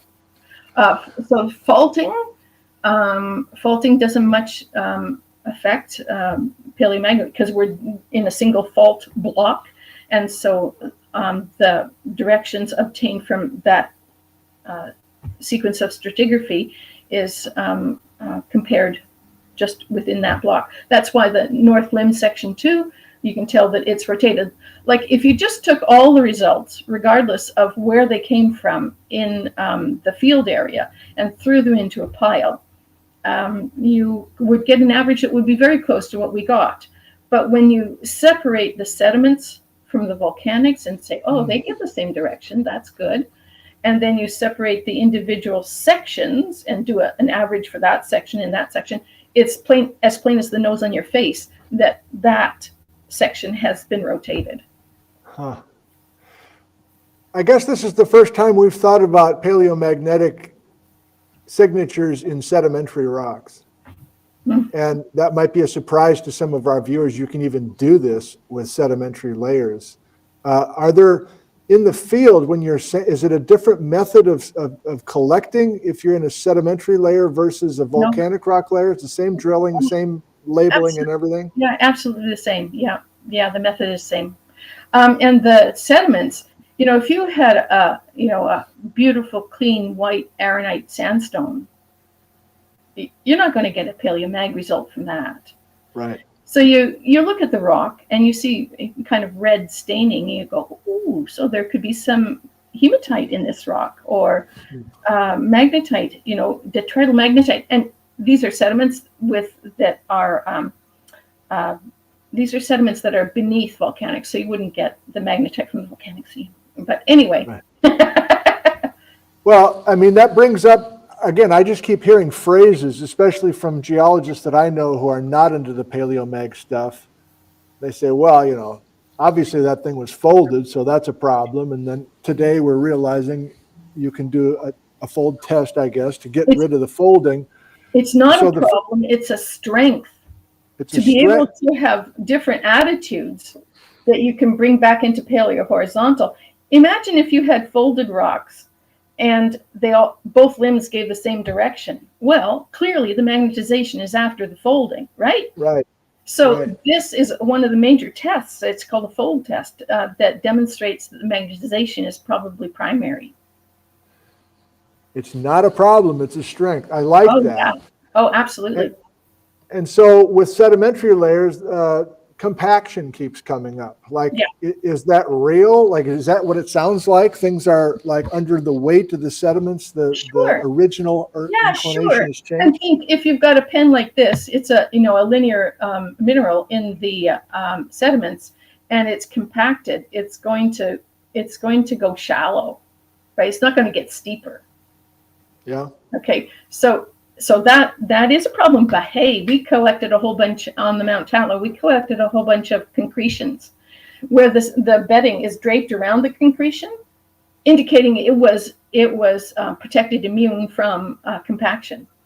And the results, the directions that you obtain from the sediments and the directions you obtain from the volcanics are coincident. So there we are. That again suggests that compaction is not a factor in the sediments. All right. I can't stop with you, Jane. This is just too good. Do you have another 5 minutes? I mean, I guess I'll look for more viewer questions. I got another one right now. Like, I guess it's what I've asked other geologists, especially paleomag people. Did you have any bad encounters where you're giving a talk and someone's standing up in the middle of the talk and saying, these are lies or whatever. This is, you're not thinking about compaction. Or Yeah. Yeah. Was it ever like that? I was probably protected from a lot of that because I was seen as the junior researcher with Ted. And so the big guys wouldn't come down too heavy on me. But Ray Price, famous geologist for mapping the Foreland Thrust Belt in the 1960s, was the head of the department when I was at Queen's, and he is not a believer. He's an east-west accordion guy for sure. And so he wrote a response to the Mount Tatlow paper. He wrote a response. I think he wrote a response to the Mount Tatlow paper saying, "How can this be?" And I'm not sure if he didn't write a response to Ted's Wentz, British Columbia, where Baja BC was first coined. But yeah, some pretty strong opposition.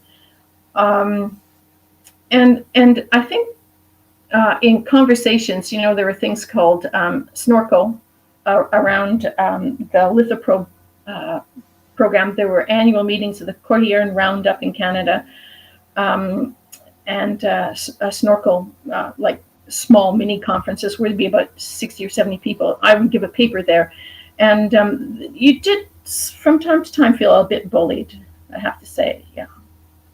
But, I felt they couldn't refute the Paleomag, and I certainly couldn't refute the geology because I didn't know the geology. And, I have to say from Brian Mahoney's presentation and from Margie Russmore's presentation, I have such respect for the amount of work and energy and time that these people have put into boots on the ground, observing the rock and making conclusions. I've got huge respect. So Churn Creek is a problem, and Randy will have things to say.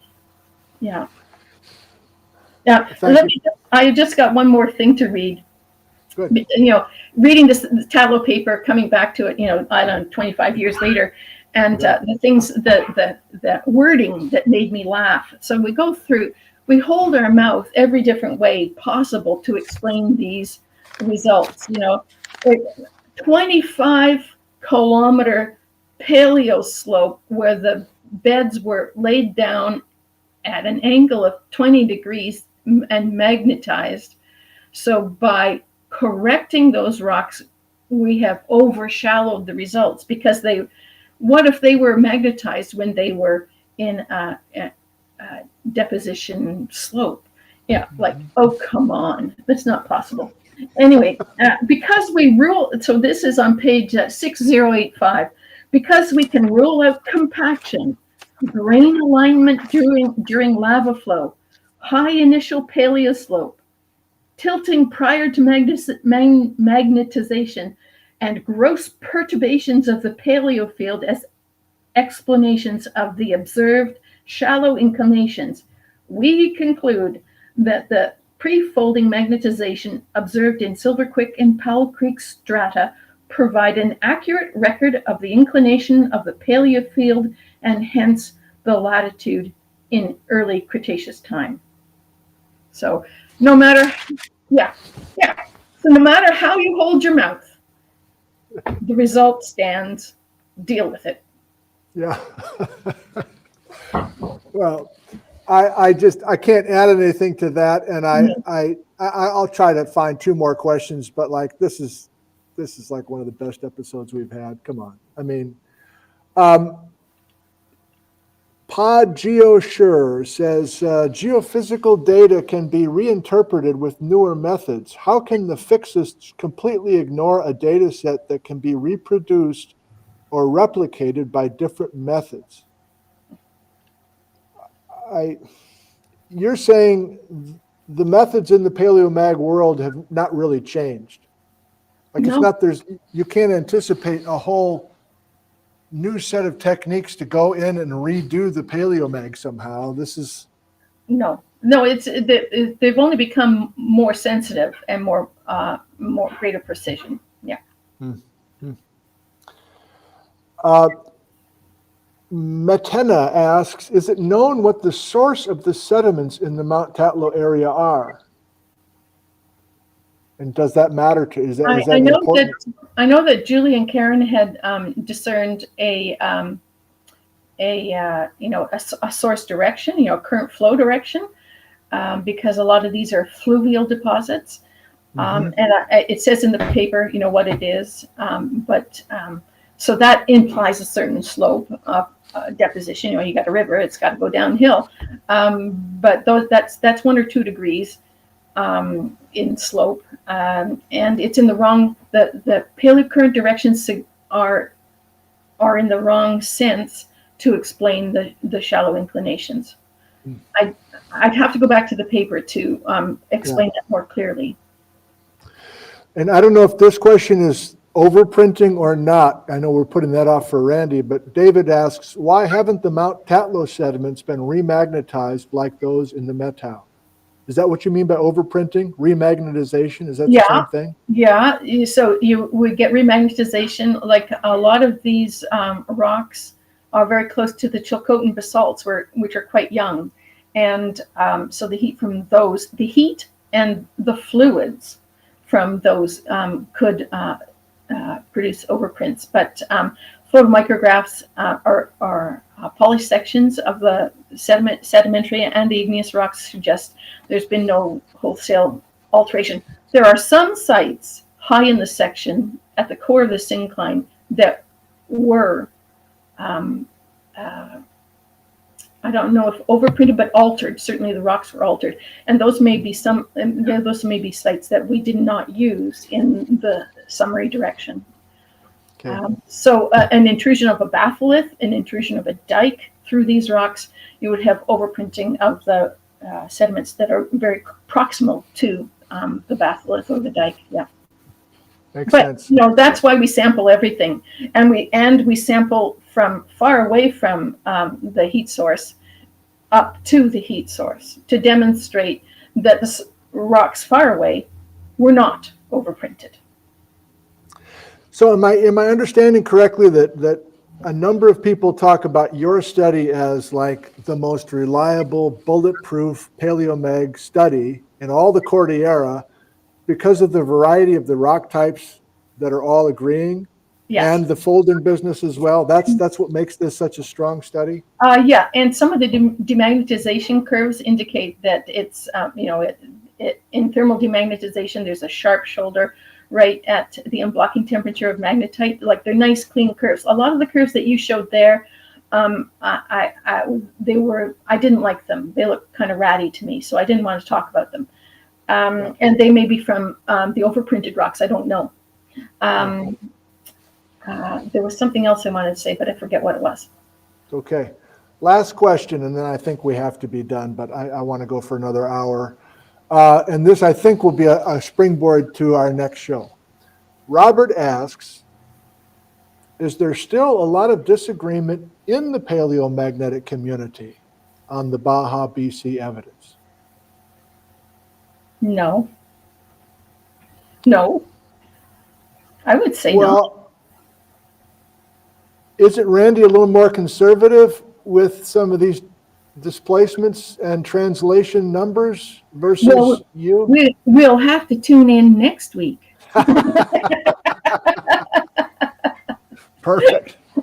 Perfect. I can't thank you enough. It's been just a pleasure and a delight to speak with you, Jane. And thank you so much for being part of this. Well, thank you for your generosity of spirit. Certainly in the shows that I watched before this one, I knew I was in safe hands. So thank you for your enthusiasm and for your interest in this topic. And it's been a delight for me to revisit all this work. Wonderful. Thank you. Have a good day. Cheers. Maybe we'll see you sometime down the road. Bye-bye. Okay, bye.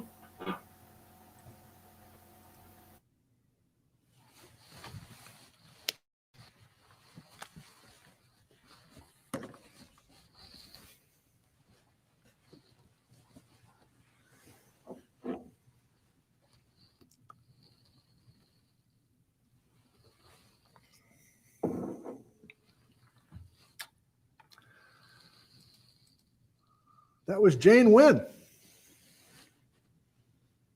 First initial P. I forgot to ask. What does the P stand for? But she pointed out that this is show P and she is P. Jane Wynne. So it all was meant to be. I thoroughly enjoyed that. I hope you did too. I know I said that every time, but wow. She's the total package. I don't know. Do I even want to go to the laptop for anything else? I'm not sure I do. Why not? How about 5 more minutes and we're done today? Oh, yeah, it's late. This is a little springboard in addition to Jane's little teaser at the end there. I don't know.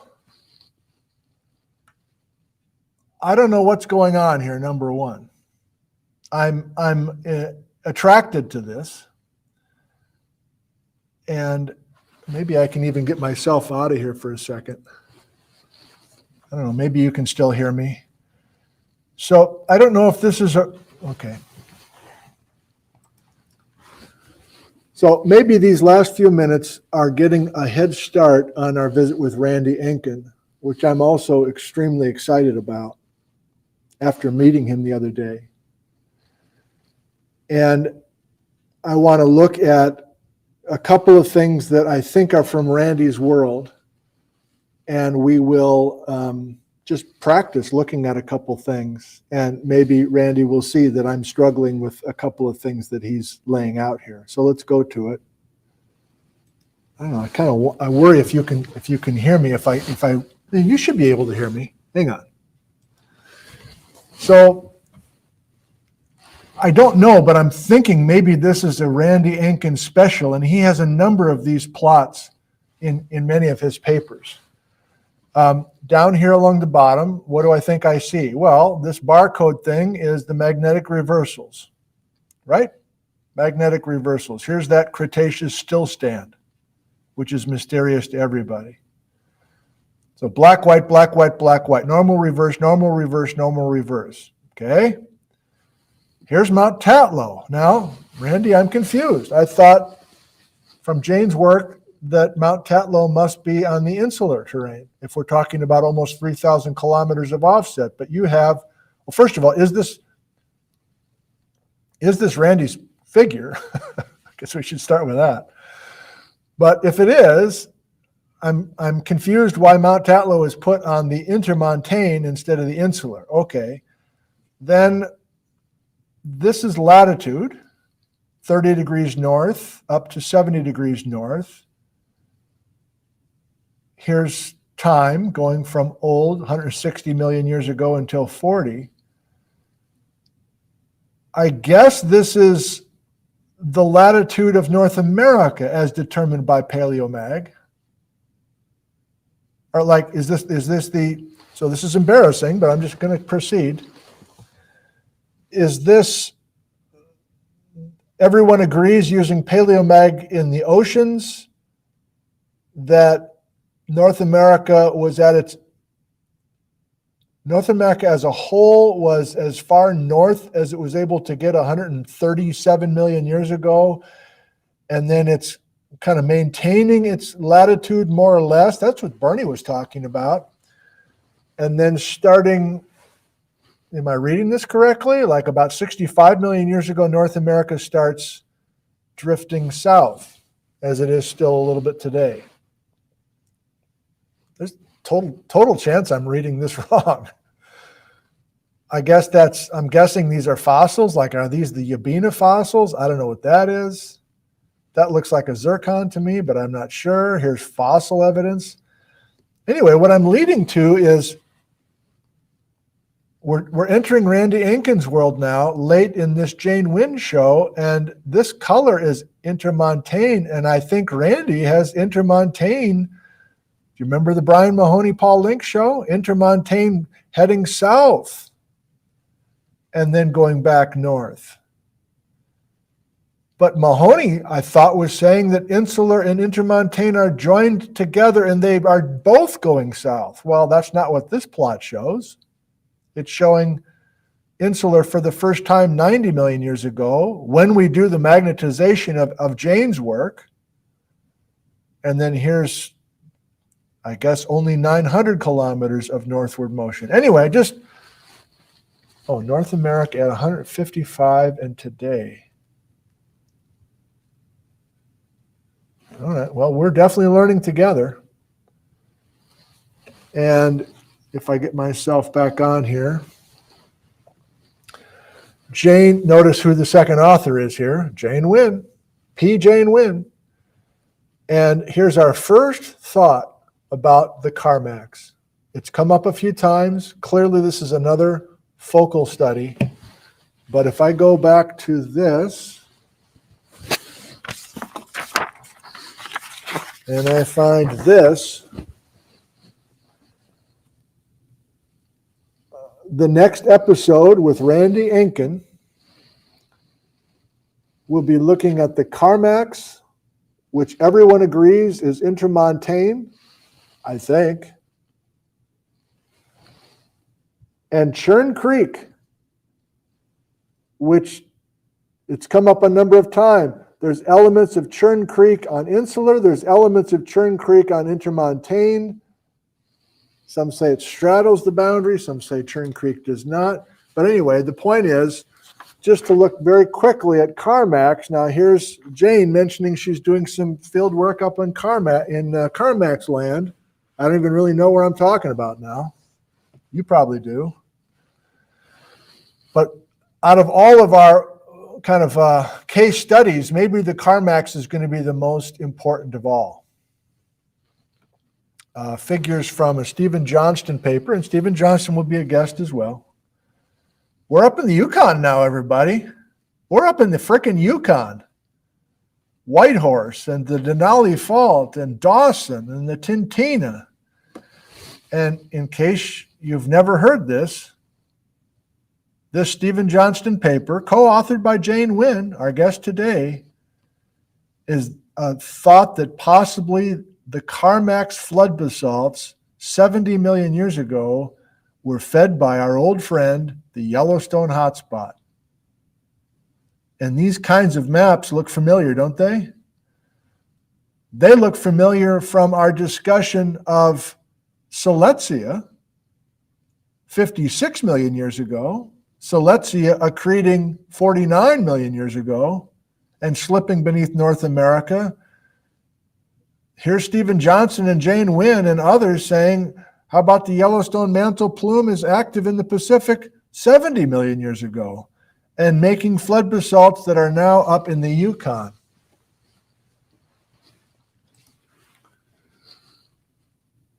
We're just getting started with mind-blowing concepts for the rest of this month. I'm warning you right now. I'm excited for it, but I think we all need to get ready to just be like blown away. And that's one example. A toast to you.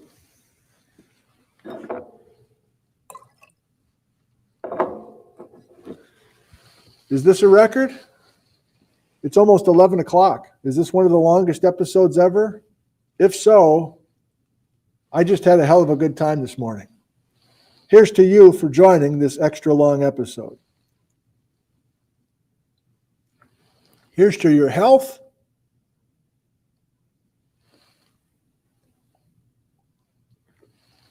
Here's to everyone surrounding you, near and far.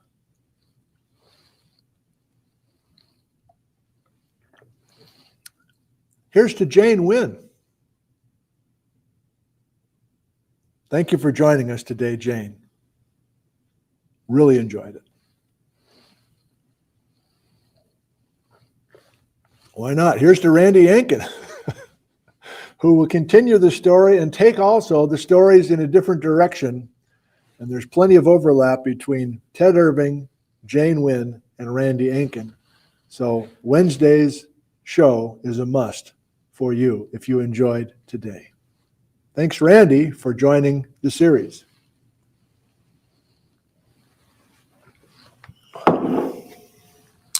It's a 3-day weekend here in the States. Martin Luther King Day is Monday. There's no school. So Liz and I are going to head out of town tomorrow, try to find some sun somewhere.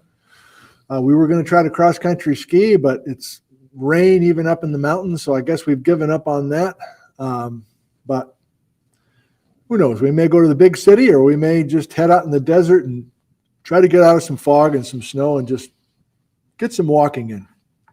Maybe even some running in. Thanks, everybody. I don't think I have to show you the schedule again. We'll see you next time, which will be Wednesday at 2 p.m. Pacific time with Randy Ankin, also from British Columbia. Thank you. I love you, and goodbye from Ellensburg, Washington, USA. Goodbye.